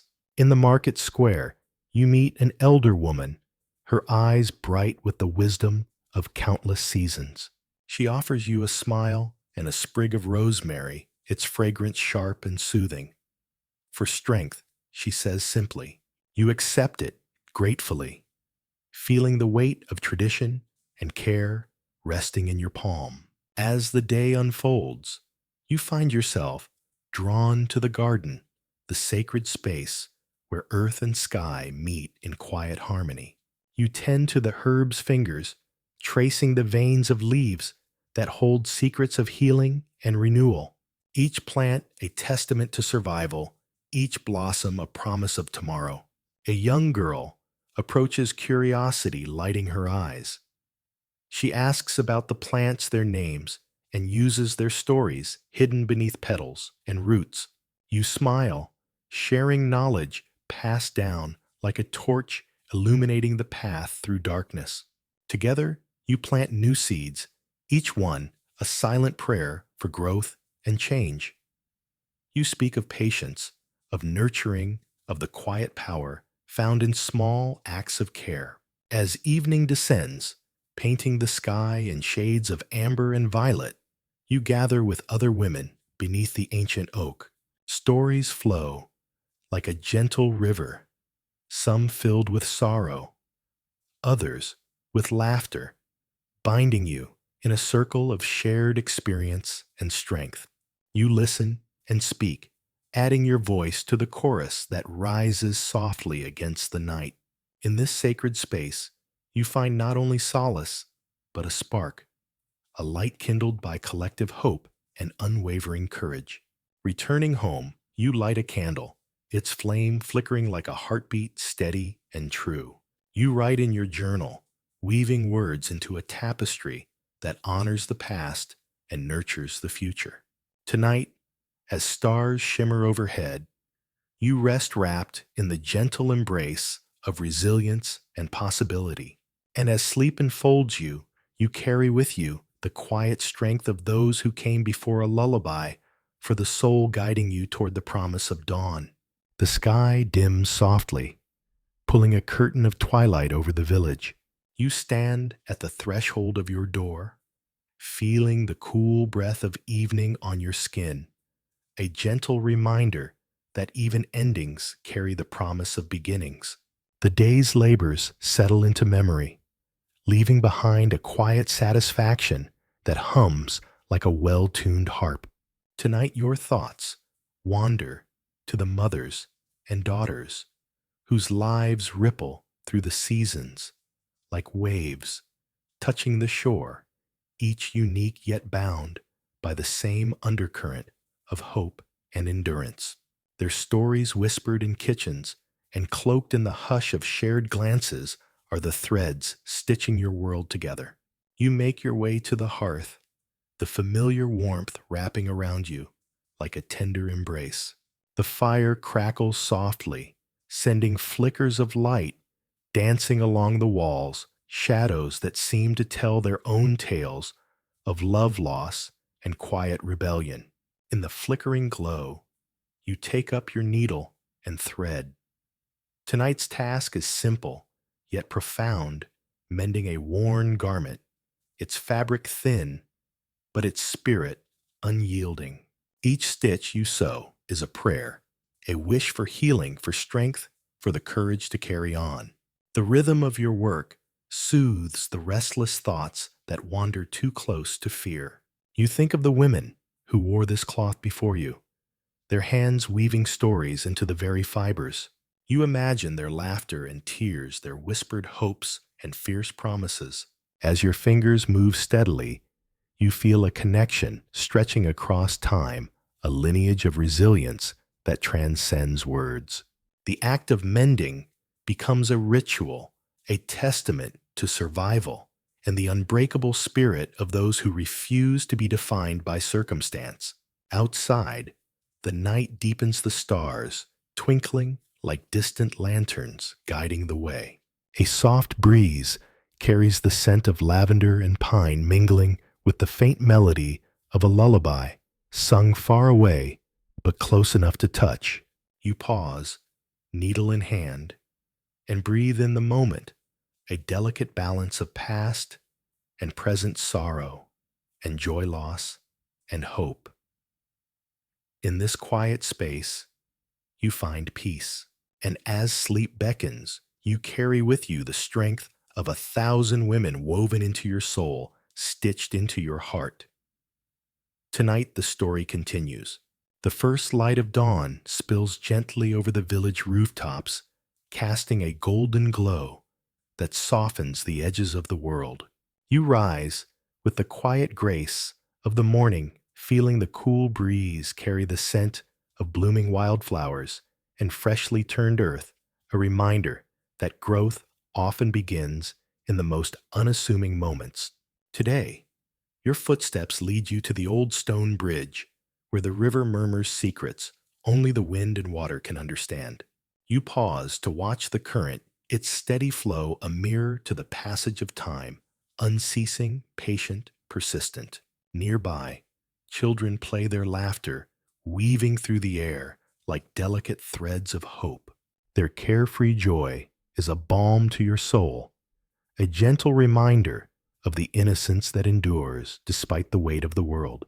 You think of the generations before you, women, whose names are etched not in books, but in the soil, in the songs carried on the breeze, and the quiet strength that shaped communities and families. Their legacy is alive in every step you take, every breath you draw. As you cross the bridge, you notice a wild rose bush, its petals soft and resilient against the stone. You reach out to touch a bloom, its delicate fragrance filling your senses with a bittersweet sweetness. It reminds you that beauty and hardship often grow side by side, intertwined like vines reaching for the sun. You gather a few petals, tucking them carefully into your apron, a small talisman of hope and remembrance. With each step back home, you carry the weight of stories told and untold, the echoes of laughter and tears that shape the fabric of your life. Evening falls softly, painting the sky in hues of lavender and rose. You sit by the hearth, the flickering fire casting warm shadows that dance like memories across the walls. You write in your journal, weaving words into a tapestry that honors the past while nurturing dreams for the future. Tonight, as stars shimmer above you, rest wrapped in the gentle embrace of resilience and love, a quiet promise that the story continues carried forward by those who dare to hope and remember. And as sleep claims you, you carry the light of countless souls, a beacon guiding you toward tomorrow's dawn. The dawn whispers softly through the cracks of your window, a delicate invitation to a new day. You rise with the quiet grace of one who has learned to find strength in stillness. The air carries the scent of earth and pine, mingling with the faint aroma of herbs drying nearby, a reminder that life persists even in the smallest moments. Today, you walk along the winding path that leads to the village edge, where fields stretch like endless stories waiting to be told. The soil beneath your feet is rich with history, the footprints of those who came before pressed gently into its surface. You pause to touch the rough bark of an ancient tree, feeling the pulse of life that connects past and present. Nearby, a young girl gathers wildflowers, her hands tender yet sure. She looks up and smiles, a light in her eyes that speaks of dreams and defiance. You nod, sharing a silent understanding that transcends words. As you continue, memories drift like leaves on the breeze, stories of love and lost courage and endurance whispered between the folds of time. You think of the women who carried these tales, their voices woven into the fabric of your existence, their strength a quiet legacy. You reach a small clearing where the sun filters through branches, casting dappled patterns on the ground. Here, you plant a seed, a gesture of hope and renewal. You press it gently into the earth, imagining the roots reaching deep, anchoring you to the promise of growth. The day unfolds in rhythms both familiar and new. You tend to your home, nurture your garden, and share moments of laughter and solace with those who walk beside you. Each act, no matter how small, becomes a thread in the tapestry of resilience. As evening falls, you gather with others beneath the canopy of stars. Stories rise and mingle with the night air, soft as feathers, strong as roots. In this shared space, you find comfort and courage, knowing that together you carry the light through darkness. You return home, the warmth of the fire embracing you like a long-lost friend. You write by its glow, your words a bridge between past and future pain and healing silence and song. Tonight, as sleep wraps you in its gentle embrace, you carry the quiet power of those who came before, an enduring flame lighting the way forward. The night sky is a tapestry of stars, each one a silent witness to the stories etched in the hearts of those who came before. You lie beneath its vastness, feeling the cool whisper of the breeze as it carries the scent of blooming jasmine and distant wood fires. The world feels vast, yet intimately close, a paradox that mirrors the threads of your own life. Your thoughts wander to the women whose footsteps have paved the way, their resilience woven into the very fabric of the earth beneath you. You imagine their laughter, their tears, their quiet acts of rebellion that ripple through time like gentle waves. In the stillness, you remember the lessons learned in kitchens, warmed by firelight, and gardens tended with care. The recipes for survival passed down not just through words, but through touch and taste and the patient rhythm of daily life. A soft murmur rises from the village, the voices of women gathering in solidarity and song. Their melodies weave through the night air, a lullaby of strength and hope that soothes the restless soul. You rise and walk toward the gathering, feeling the pull of community and shared purpose. Each face is a beacon, each smile a testament to the power of connection. Together, you weave stories and dreams, crafting a tapestry of light that stretches beyond the horizon. In this circle, you find refuge and renewal, a space where voices rise and fears fall away. As the fire flickers and the night deepens, you feel the weight of history and the promise of tomorrow entwined within your heart. The journey continues, carried forward by the steadfast courage of those who dare to hope. You return home beneath a sky painted with possibility, your spirit alight with the quiet fire of resilience. You write once more, each word a seed planted in the fertile soil of change. Tonight, as sleep enfolds you, you carry the light of countless souls, a beacon guiding you toward the dawn. The dawn unfolds like a soft secret, whispered through the leaves, casting a gentle glow that spills across the village rooftops. You rise slowly, wrapped in the quiet embrace of morning, feeling the familiar rhythm of life pulsing through your veins.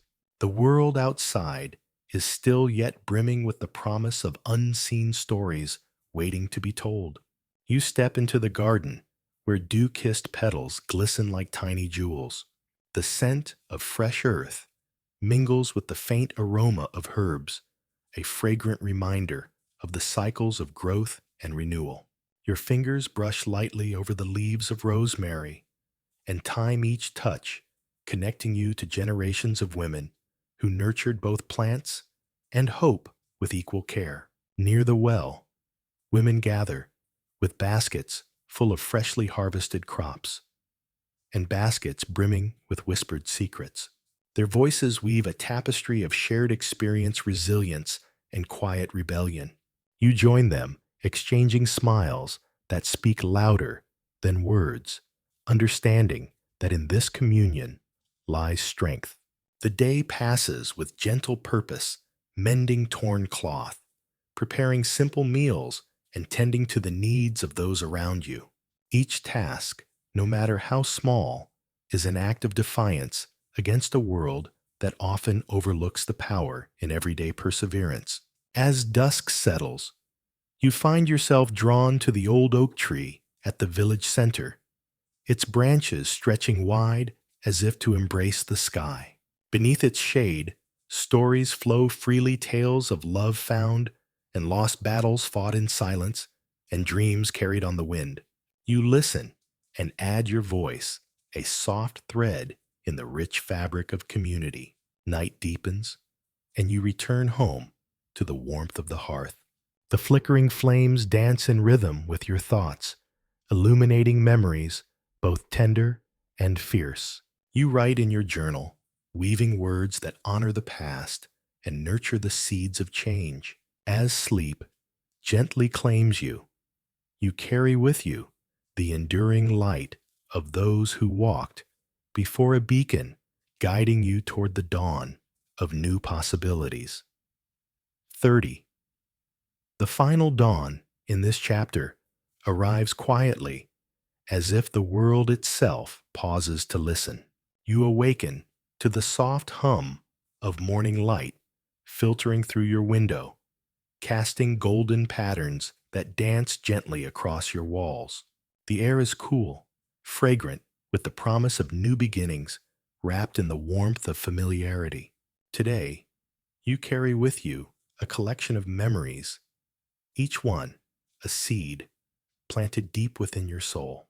Stories of women who loved, who lost, who fought quietly in the shadows, and who dreamed fiercely beneath the stars. Their voices linger like a gentle song, guiding your steps along paths both worn and new. You walk through the village, feeling the pulse of life in every heartbeat and breath. The laughter of children echoes from open doorways, mingling with the steady rhythm of daily chores and whispered conversations. You pause by the river, watching the water flow endlessly, carrying with it the reflections of yesterday and the hopes of tomorrow. As you move through familiar spaces, you sense the presence of those who came before their strength, woven into the very fabric of the earth. You carry their legacy not as a burden, but as a mantle, a source of quiet courage and enduring hope. At the heart of the village, beneath the ancient oak, whose branches have sheltered countless stories, you gather with others. Together, you weave a tapestry of voices, soft, yet unyielding, tender, yet powerful. In this circle, fear gives way to trust, and silence blossoms into song. You speak of dreams, yet to be realized, of gardens waiting to bloom, and of the power found in choosing one's own story. You listen to the voices around you, each one a thread in the rich fabric of collective resilience. As evening falls, you return home, the glow of twilight wrapping you in a gentle embrace. You light a candle, its flame flickering like a heartbeat, steady and true. You write the final lines in your journal, a testament to a journey marked by grace, strength, and the unwavering pursuit of freedom. Tonight, as sleep enfolds you, you rest, knowing that your story, like a river, will continue to flow, carrying with it the light of countless souls and the promise of dawn. As the night deepens and the world grows quiet, you find yourself wrapped in a gentle stillness, the kind that settles softly like a feather landing on a windowsill. The day's stories fold away, resting beneath a blanket of stars that twinkle like distant promises. You breathe in the calm feeling, the steady rhythm of your heart, a quiet reminder that you are here, present, resilient, and enough. The echoes of the past hum softly around you, weaving through the fabric of your dreams. They speak not of sorrow alone, but of strength, born in silence, courage found in small acts, and love that survives even the harshest winters. Tonight, you are cradled by that legacy, held tenderly by voices both familiar and unknown.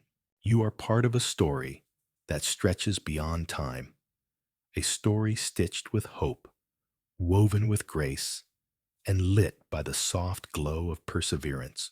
As you close your eyes, let go of the weight of the day. Let the gentle night carry you to a place of peace, where dreams bloom freely and your spirit can rest. Remember, even the smallest light can brighten the darkest sky. That's the story for tonight. May your dreams be filled with wonder and peace.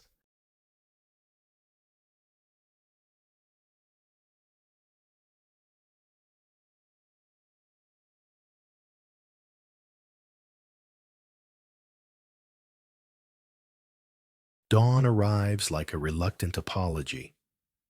Pale light spills across the dry hills, illuminating tents, tired eyes, and the occasional goat that absolutely does not belong to anyone but is always nearby. Today is different. Today your sword gets baptized. Yes, that's a thing.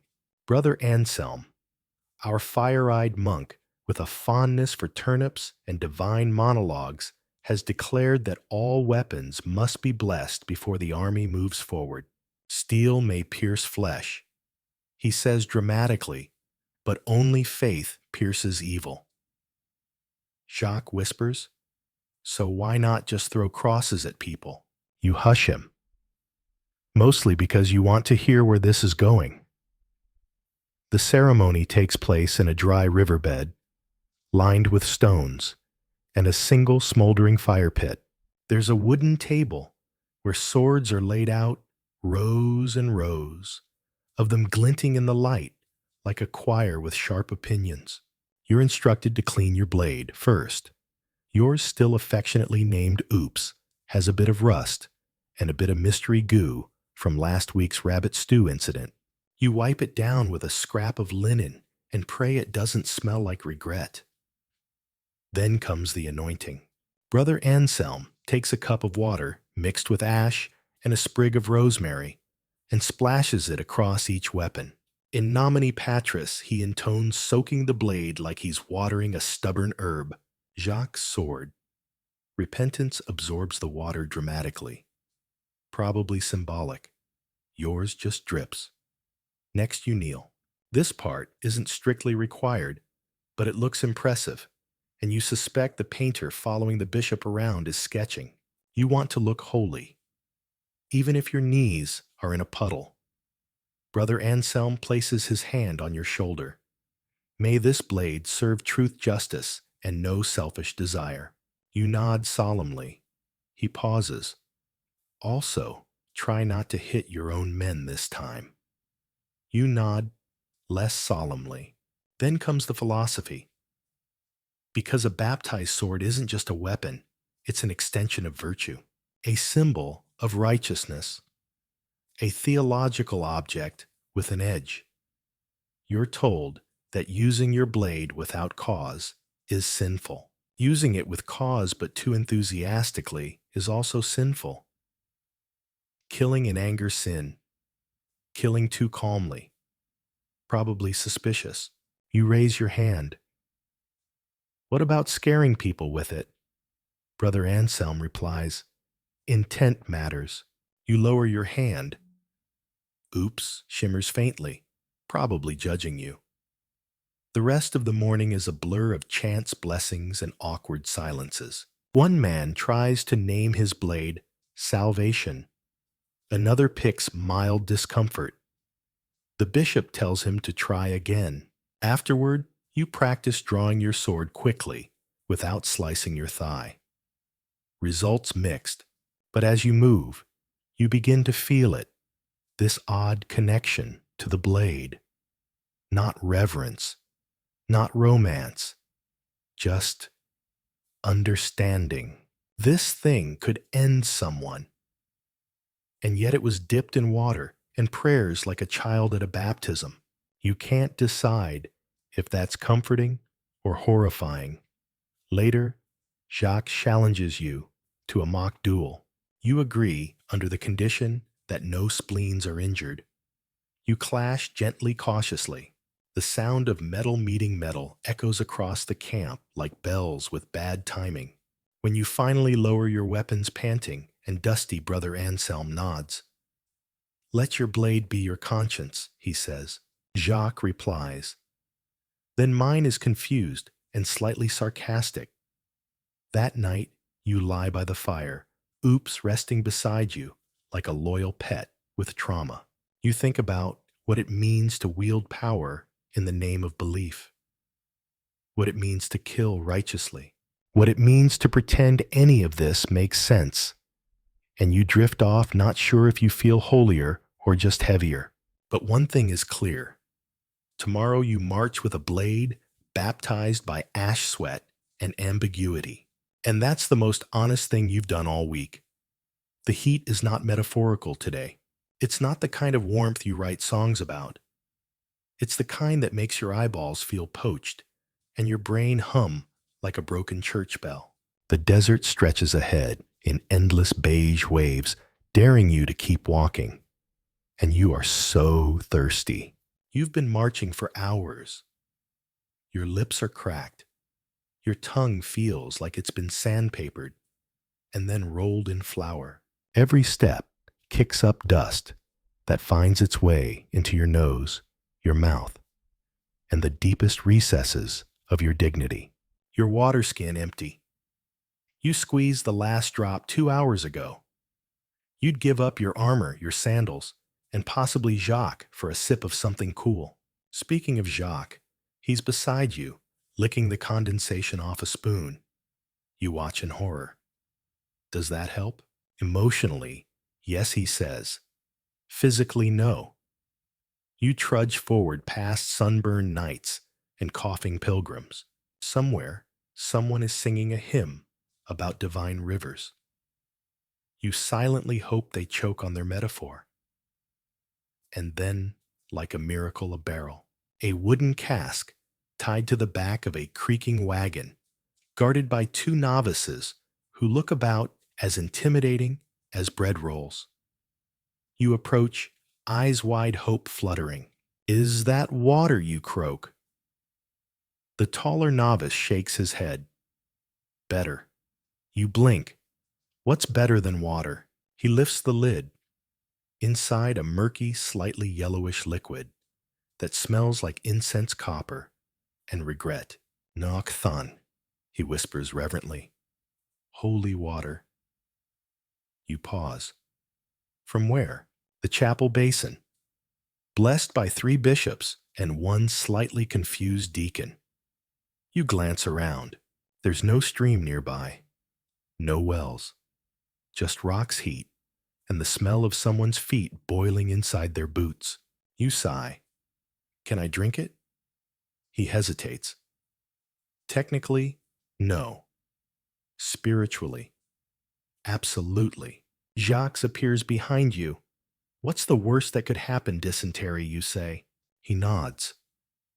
"That's also spiritual, if you think about it." You stare at the barrel. The water stares back.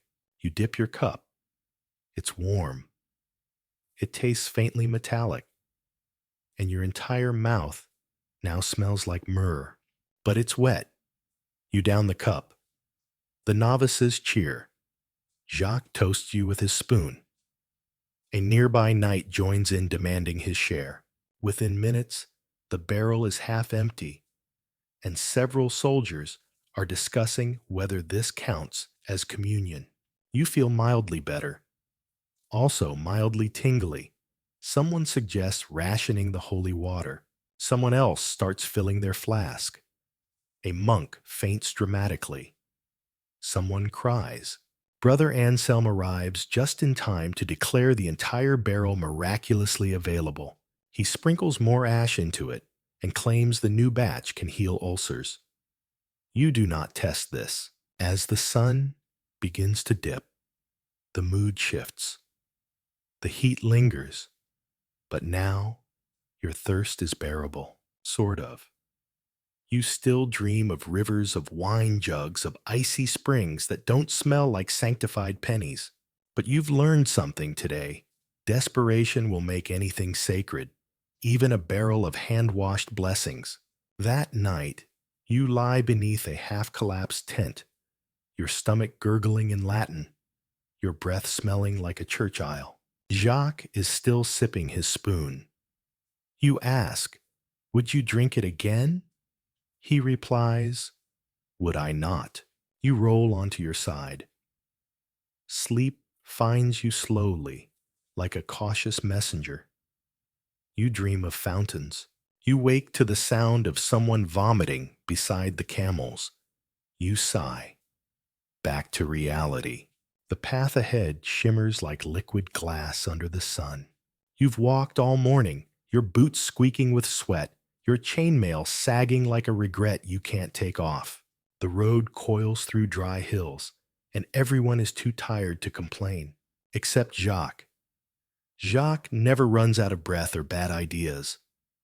"Do you believe in immortal knights?" he asks, chewing something unidentifiable and suspiciously crunchy. You glance at him. "Is this a riddle?" "No, no. Real knights. The kind who've been in every crusade. They say one's in this camp." You snort. "And does he sparkle in sunlight?" Jacques ignores your sarcasm and points to a ragged tent, pitched alone near a dried-up olive grove. "They say he was at Antioch, and Acre, and somehow Alexandria, even though that wasn't technically part of it." You roll your eyes, but your curiosity tingles. After lunch, a hard crust of bread and something called pilgrim mash that tastes like sadness and time. You wander over. The tent is patched with different fabrics, some European, some Levantine, and one suspiciously patterned like a curtain from a brothel. A flag droops above it, unrecognizable and sun-bleached. You clear your throat. "Hello." From the shadows, a voice answers. gruff, dusty. Who disturbs my nap? You peek inside. There he is, old, worn, sitting cross-legged on a threadbare rug with a goblet in one hand and a dagger in the other. His armor is mismatched. His beard is braided with beads. His face is more scar than skin. He smells like myrrh and roasted garlic. You've found him, the not dead but definitely done knight. He looks up and waves the dagger lazily. Come to see the ghost have you. You sit, slowly. He tells you his name was Sir Roderick of Brabant. But now people call him the one who won't die. Not because he's immortal, just stubborn. He's fought in 5 crusades, maybe 6. He can't remember anymore. He says every battle starts the same, dust-shouting bad breath. And everyone ends with people looting boots. You ask why he keeps coming back. He laughs. Because no one told me how to stop. He's had every disease you've heard of, and several you haven't. Malaria, dysentery, arrow-in-the-leg syndrome. One time, he was mistaken for a saint and kissed by 47 pilgrims in one day. Now he mostly drinks and mutters. You listen as he recounts the time he got lost for a month in Anatolia, sustained only by dried figs and passive-aggressive goats, or the siege where his entire unit abandoned him, and he held the line by yelling insults in 7 languages. He's funny, sharp, tired. Every time I almost died, he says someone needed help moving a body or fixing a saddle. No rest for the almost dead. He shows you a map. It's hand-drawn, patched, crumpled. Places are marked with skulls, stars, or little notes, like "Don't trust cheese here." You stay for hours. When you finally rise to leave, he hands you a small token, a worn coin with no face, no name, just a tiny carved sword. For luck, he says, or for confusing customs officials. Back in camp, Jacques is waiting. Well, he asks. You nod. He's real. Told you. And very, very strange. That, too. That night, you lie on your back, fingering the coin, wondering what immortality really means. Not living forever.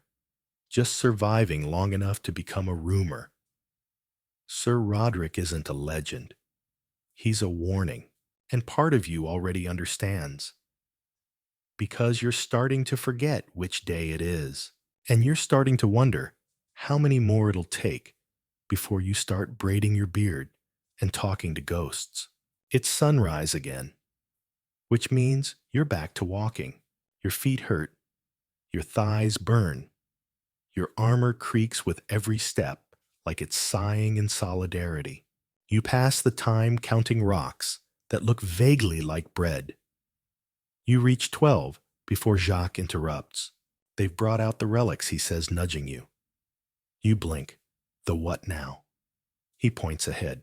At the front of the convoy, there's a small cart decorated with flowers, candles, and far too much enthusiasm for this hour. Atop it rests a velvet-covered box glimmering in the early light. A cleric walks beside it, fanning flies away with a feather that might once have belonged to a swan or a pigeon. Hard to say. What is it, you ask? Jacques grins. A tantich, holy relic. Today, we march under the protection of Saint Wilhelmina's finger. You pause. Her finger. He nods. Mummified. Still smells like roses, they say. You don't ask how they know. The relic is revered, worshipped, guarded. At rest stops, people line up to kiss the silver box. Some weep, others sing. A few try to sneak in second kisses, which causes mild chaos. You're skeptical, not because you don't believe, but because you're already running a low-grade fever and would prefer not to swap pilgrim germs with a severed digit. Still, the pressure mounts. Brother Anselm catches your eye. Have you paid your respect? You nod vaguely, in spirit. He frowns. You shuffle forward. By the time you reach the front, the box glows faintly with oil incense and the lingering moisture of dozens of devout lips. You hesitate. Then lean in. Just one quick peck on the edge of the silver casing. Not even the finger itself. Very respectful. Very cautious. And then you feel it. A tingle. Not spiritual. Nasal. By nightfall, you're sniffling. Your eyes itch. Your lips feel like they've been kissed by a plague in slow motion. Jacques sits beside you at the fire, munching on something unrecognizable. You okay? You sniffle. I think the saint gave me something. He raises an eyebrow. Enlightenment? No, you rasp. Fever. He pats your shoulder. Could be divine testing. You reach for your water skin. Could be strep. The clerics claim it's a miracle. You were touched, spiritually inflamed. They bring you lavender oil and prayers. You ask for garlic and a nap. By morning, your lips are swollen. Your head is throbbing. And someone has started a rumor that you had a vision. You didn't. Unless you count the fever dream where Saint Wilhelmina danced across your belly demanding a new shrine. Marjorie brings you soup and mutters, "You should have kissed the back of the box." Too late now. The relic is being packed away, headed to the next village to be kissed anew by the hopeful, the devoted, and the immunocompromised. You lie flat on your back, watching the stars blink overhead like indifferent fireflies. Your lips throb. Your faith wavers. Your stomach makes a noise that might be heresy. And yet part of you understands. People kiss the relic not for healing, but for belonging, for proof that they were part of something bigger than the blisters and the marching and the soup that smells like laundry water. You sigh. You're a crusader now. You have the fever to prove it. You're lost. Not a few paces off the road lost. Not wait, wasn't that tree here before lost? No. You are capital L lost. The kind of lost that makes you doubt gravity, geography, and God. The morning began with confidence. Brother Anselm stood atop a hill at sunrise, holding a large parchment like it contained divine secrets. "This is our new map," he declared, flanked by two squires holding lanterns they didn't need. Drawn by Brother Hilarius of Montfort, a visionary. You squint. The map looks less like cartography and more like a child's dream during a thunderstorm. It has mountains, stars, a smiling lion, and a large goose labeled the Northern Sign. Nothing is to scale. Nothing is labeled in Latin. One river appears to loop in a perfect heart shape. Jacques tilts his head. Did he draw this from memory, Brother Anselm beams? No. From revelation. Ah, revelation. Nothing says good sense of direction like being half blind, mildly prophetic, and possibly drunk. And so, with full faith and half logic, the march began. You walked south or east, possibly west. No one agrees anymore. The sun is overhead. It's always overhead. You haven't seen a landmark in days, unless you count the Goose Rock. You've passed the Goose Rock 3 times. Today, a knight threw a tantrum and accused the wind of betrayal. Another insisted that a bush looked like the Virgin Mary and should be consulted. Someone proposed drawing a new map by watching how ants moved. You suggested asking the locals. There are none. The last village you passed was 2 days ago, and even then, the only advice they gave was turn around, which was not, in Brother Anselm's opinion, theologically helpful. So now you march into hills, out of valleys, through fields that look suspiciously familiar. One pilgrim swears she saw her own footprints from yesterday. Brother Anselm insists that confusion is part of the divine test. Even Moses wandered, he says. Jacques whispers, Moses also had a burning bush. We've only got irritated camels. By dusk, morale dips. Blisters swell. A knight breaks down and tries to eat a wax candle. You, meanwhile, are rationing raisins and wondering if heaven accepts complaints in writing.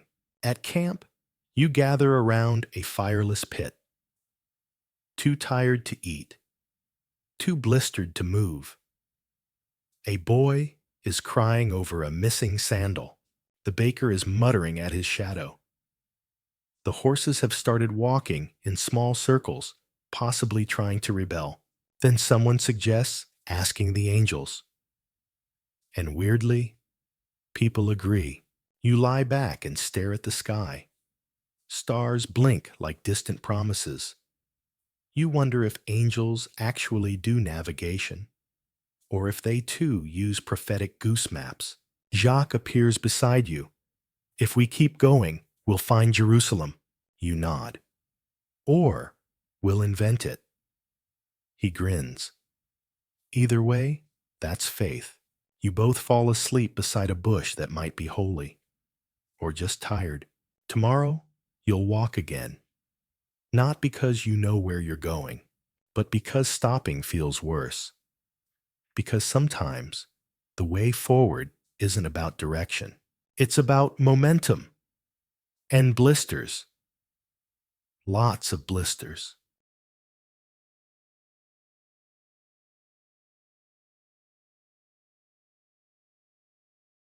You're on a horse. Technically, emotionally, you're on a medieval torture device wrapped in leather and false promises. The saddle is wooden because luxury is a sin, and it's been rubbing your inner thighs for 6 hours. The sun is hot. Your cloak sticks to your back. Your legs ache in places you didn't know could ache. And let's be honest, your backside, a battlefield. Welcome to Crusader equestrianism, where the ride breaks you. Your horse, a dignified creature named Hugh, you didn't name him, is surprisingly gentle. But his gait, unforgiving. Every step feels like penance. Your teeth rattle, your bones complain, and your rear end has begun drafting a formal letter of resignation. You try shifting left. No good. You try right. Worse. You attempt standing in the stirrups, like knights do in tapestries. You fall back down, hard. Jacques rides beside you upright and suspiciously chipper. Isn't this noble? He chirps. Like St. George, you glare. St. George probably had a cushion. He laughs. Cushions are for heretics. You bite your tongue. And not just because it distracts from the pain. The path winds through a dry plain. Dust kicks up with every step. Your lips are chapped. Your armor clinks. Your thighs burn like they've been personally cursed. Every hour someone else gives up and walks. You consider joining them. But walking means new blisters. Riding means the same blisters, just deeper. Brother Anselm rides ahead on a mule named Gloria Dei.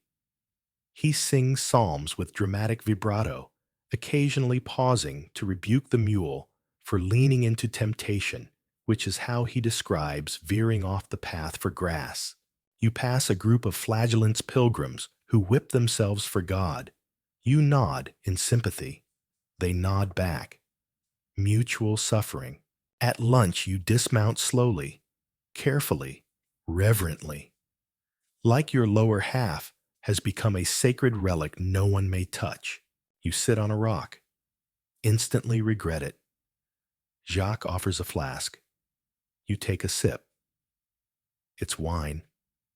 It burns slightly. So does your soul. I miss chairs, you whisper. I miss not knowing what a saddle sore feels like. Jacques replies, after lunch, someone proposes padding their saddle with extra cloth. Another night, scoffs, says, real warriors ride raw. That same night falls off an hour later and refuses to get back up. The afternoon passes in slow, bumpy agony. Your spine curves into a question mark. Your thighs feel like melted wax. Your tailbone is beginning to hallucinate, but something shifts. You stop resisting. You surrender. You and the saddle become one, a hybrid being fueled by dust numbness and sheer spiritual survival. You're not riding anymore. You're being ridden by the path itself, and it's oddly peaceful, until Hugh sneezes and jolts you back into pain. At camp, you slide off with the grace of a wounded duck. You limp to your bedroll and collapse like an injured scroll. Someone offers ointment. You whisper, yes, like it's a prayer. Jacques limps over. Same time tomorrow, you groan, but nod, because now you understand. This isn't about reaching Jerusalem. This is about enduring, through hunger, through heat, and now, through equestrian humility. The camp is tense. There's a feeling in the air, sharp electric, as if even the flies are holding their breath. The priest walks faster. The horses stamp nervously. Someone's sharpening a sword like it insulted his mother. Battle is coming. You don't know when, or where, or why. But rumors have been circling like vultures. An enemy patrol was spotted near the hills. A caravan was attacked. Someone claims to have heard distant war drums, though that may have just been Jacques trying to fix his saddle rhythmically. This morning, the bishop arrives, which is never a good sign. He wears ceremonial armor, gleaming gold-trimmed and completely impractical. He's flanked by 2 squires who hold his cape so it doesn't drag in the mud. His helm is polished to the point of divine reflection. He looks like a metaphor. Today, he booms, we purify ourselves for the fight. You were hoping for a bath. Instead, you get a blessing. All soldiers must gather in lines, ranked by height awkwardness, and whether their armor still smells like wet sheep. You stand beside Jacques, who's humming something between a hymn and a drinking song. The bishop walks down the row, sprinkling holy water. He mutters in Latin. His assistant chants. A child with a drum provides rhythm though offbeat. You close your eyes as the water hits your forehead. It's cold, bracing, sharp. For a moment, you feel weightless, clean, ready. Your sword, oops, is also blessed. You're told it now carries divine purpose. You briefly consider renaming it, but oops, but holy feels like a mouthful. The ceremony ends with a psalm and a warning. Fight not with hatred, but with righteousness. Jacques whispers, so aim carefully, righteous. Then you whisper back, more or less in the direction of the enemy. You're nervous. You haven't actually fought anyone yet. Your training was minimal. Your duels were playful. And you're still not entirely sure how to hold your shield without it sliding into your armpit. But orders are given. And so, within the hour, you march. You reach a narrow valley by mid-morning. Dust swirls in the air. The hills feel too quiet. Birds have stopped singing. Even the goats look nervous. Then it begins. A distant shout, a horn, a sudden thundering of hooves, chaos. Knights roar. Archers fire. People sprint in 5 directions, none of them correct. You raise your shield. You draw oops. You try to remember. Which way is stab, and which way is don't die? You don't see the enemy, but you do see Jacques charging forward with his sword raised, shouting a prayer, and tripping over his own feet. And then pain, sharp, sudden. Your side explodes with heat. You stumble backward. You fall. Your shield flies one way, your breath another. You hit the ground hard. Blink. Someone is shouting your name. Someone else is apologizing in French. You look down. There's blood not yours, thankfully. Just a cut across your side. Deep enough to sting. Shallow enough to be survivable. The edge of your tunic is slashed. Beside you, Sir Henry is panicking. I'm so sorry, he gasps. I thought you were one of them. You groan. I have a red cross on my chest. So do they. Sometimes you grit your teeth. So this is how it starts. Blessed by a bishop. Cut by your own side. 5 minutes of combat. 1 scar. 0 dignity. You crawl behind a rock. You press cloth to the wound. You mutter things that may or may not be considered heretical. Jacques finds you later. Heroic, he says. Truly, I got stabbed by Henri, you growl. Ah, he nods. The bishop says, all suffering is holy. Tell that to my spleen. That night, you lie on your back, bandaged and bitter.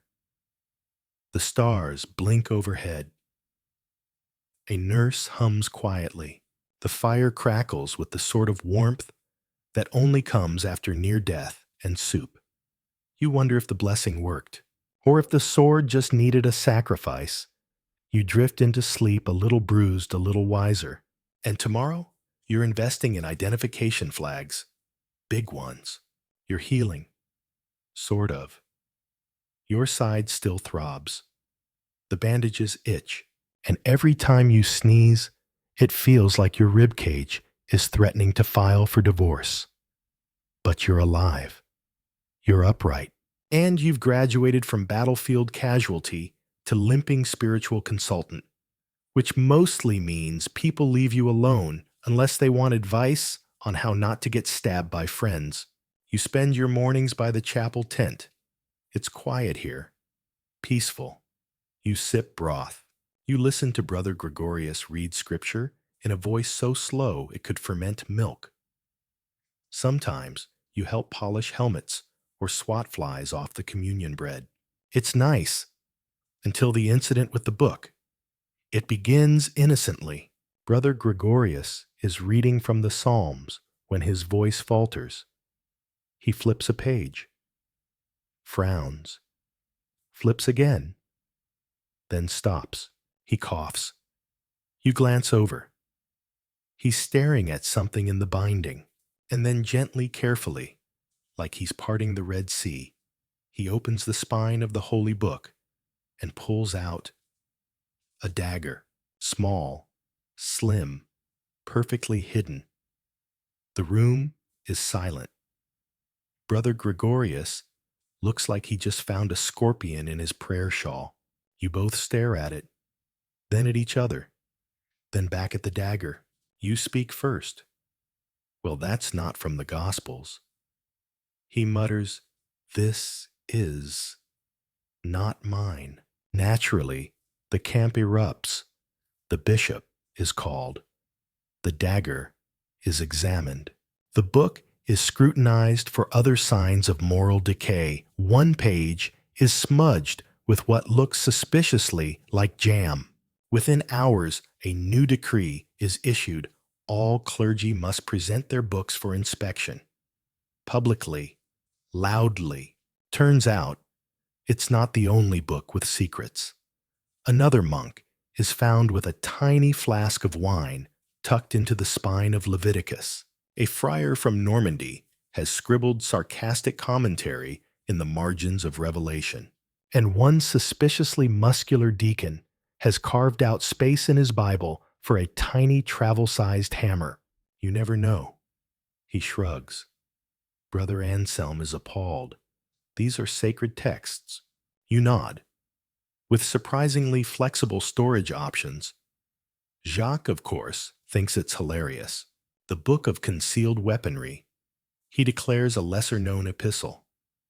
Whispers spread fast. Suddenly, everyone is watching the clergy with new eyes. Does that priest walk with a limp?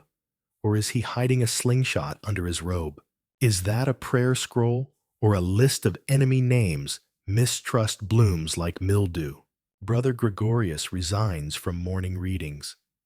His voice trembles now. His hands shake. You sit beside him one evening, trying to be reassuring. Maybe it was planted, you suggest.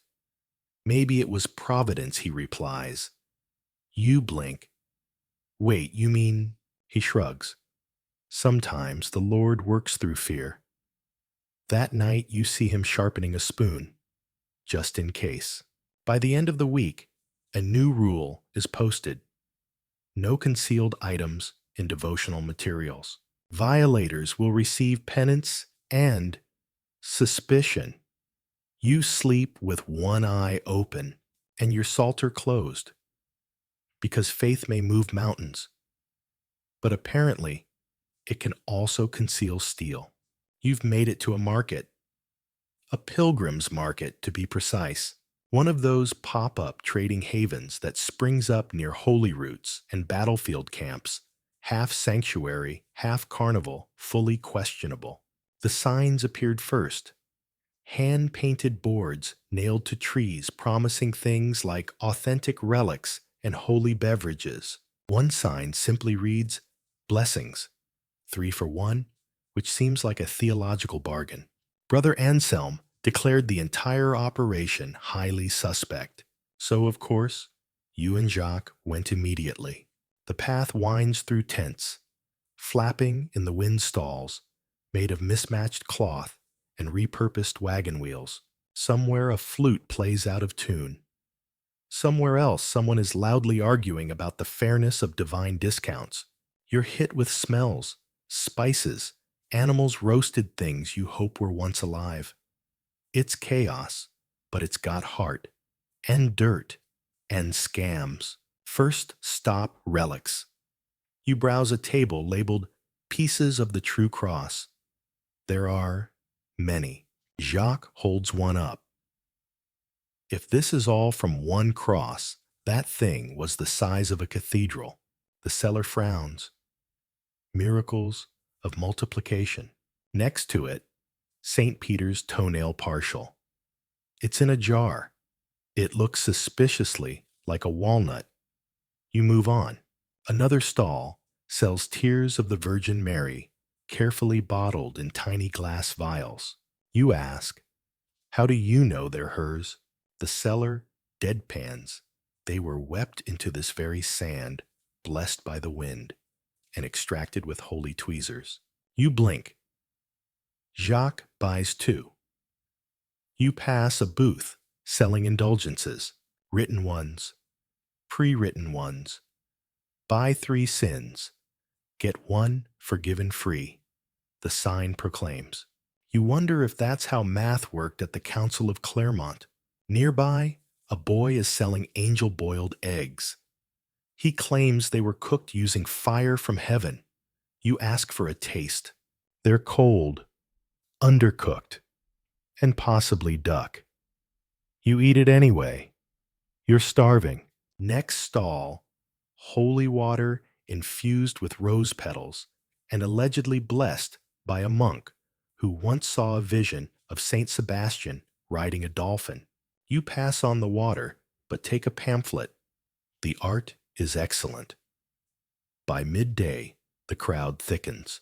Pilgrims haggle over Saint-themed souvenirs, sandals, bones, tiny swords. A knight is arguing loudly about the price of a genuine shroud. A merchant shouts, 1 dinar for a splinter of St. Paul's walking staff. Smells like wisdom. You laugh until you smell it. It does smell like wisdom. Jacques whispers, It's lavender. They're cheating with lavender. Meanwhile, Brother Anselm stands in the middle of the chaos, clutching his prayer beads like a lifeline. This is heresy, he hisses. Commerce masquerading as faith. You hand him a honey cake. He takes it. You keep walking. Because it's not all mockery. Some pilgrims come here with hope, not gold. Some buy trinkets because they miss home or because they believe. Some wear amulets not to ward off evil, but to carry a piece of the journey with them. And some, like you, are just here for the roasted onions on sticks. That evening, back at camp, you and Jacques unpack your treasures. One blessed spoon of St. Lawrence bent, 2 vials of questionable tears, a candle that smells like damp bread, and a pamphlet featuring a beaming angel riding a goat. You light the candle. It flickers bravely, and you sleep with it nearby, comforted not by its truth, but by its presence. Faith, after all, isn't always about facts. Sometimes it's about holding on to something, even if it's just a spoon that's been blessed, bent, and slightly burnt. You arrive at Jerusalem. It doesn't look like a vision. Not at first. There's no golden aura, no choir of angels, no glowing stairway to heaven, flanked by incense and doves with professional lighting. It's dusty. The walls are high, weathered. The gates are guarded.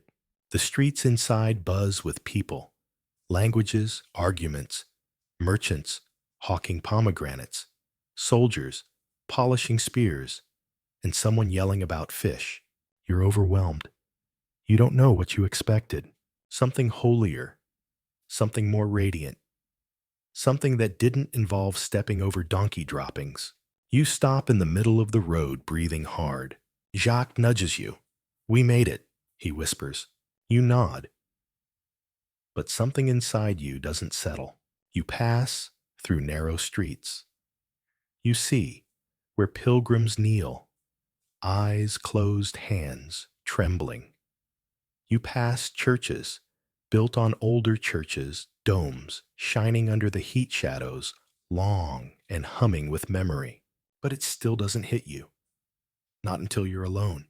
You slip away in the late afternoon, past the tourists, the traders, the tired horses, past the busy chapels, and into a quieter alley where light filters in through lattice windows, and the only sound is the echo of your own breath.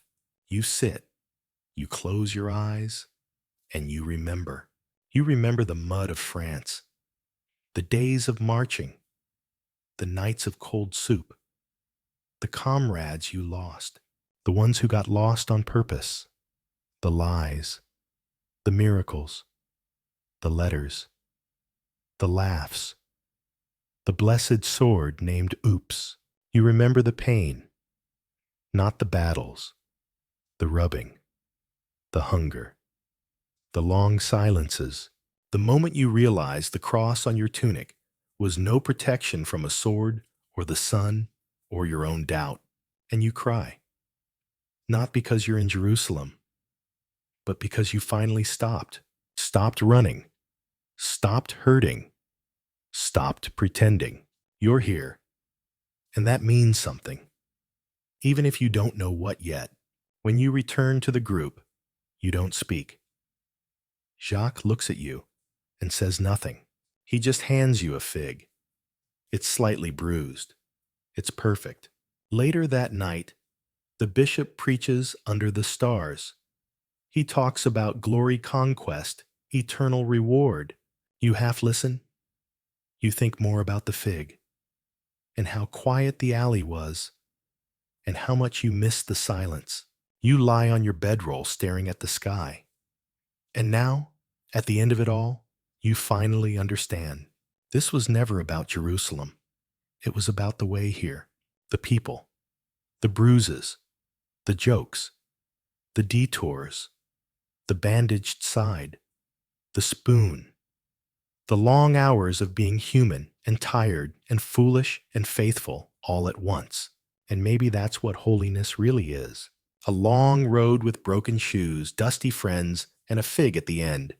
And so your journey ends, not with trumpets, not with revelations carved in stone, but with the quiet ache in your legs, the dust on your sleeves, the weight of a story lived not told.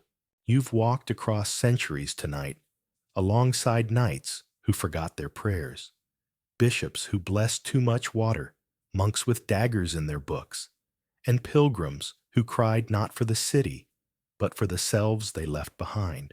You've eaten fig-scented hopes, slept beside doubtful faith, bought tiny spoons from suspicious saints, and maybe you realized that the road itself was always more sacred than the destination.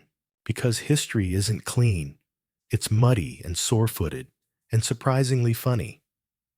It forgets names, but remembers smells.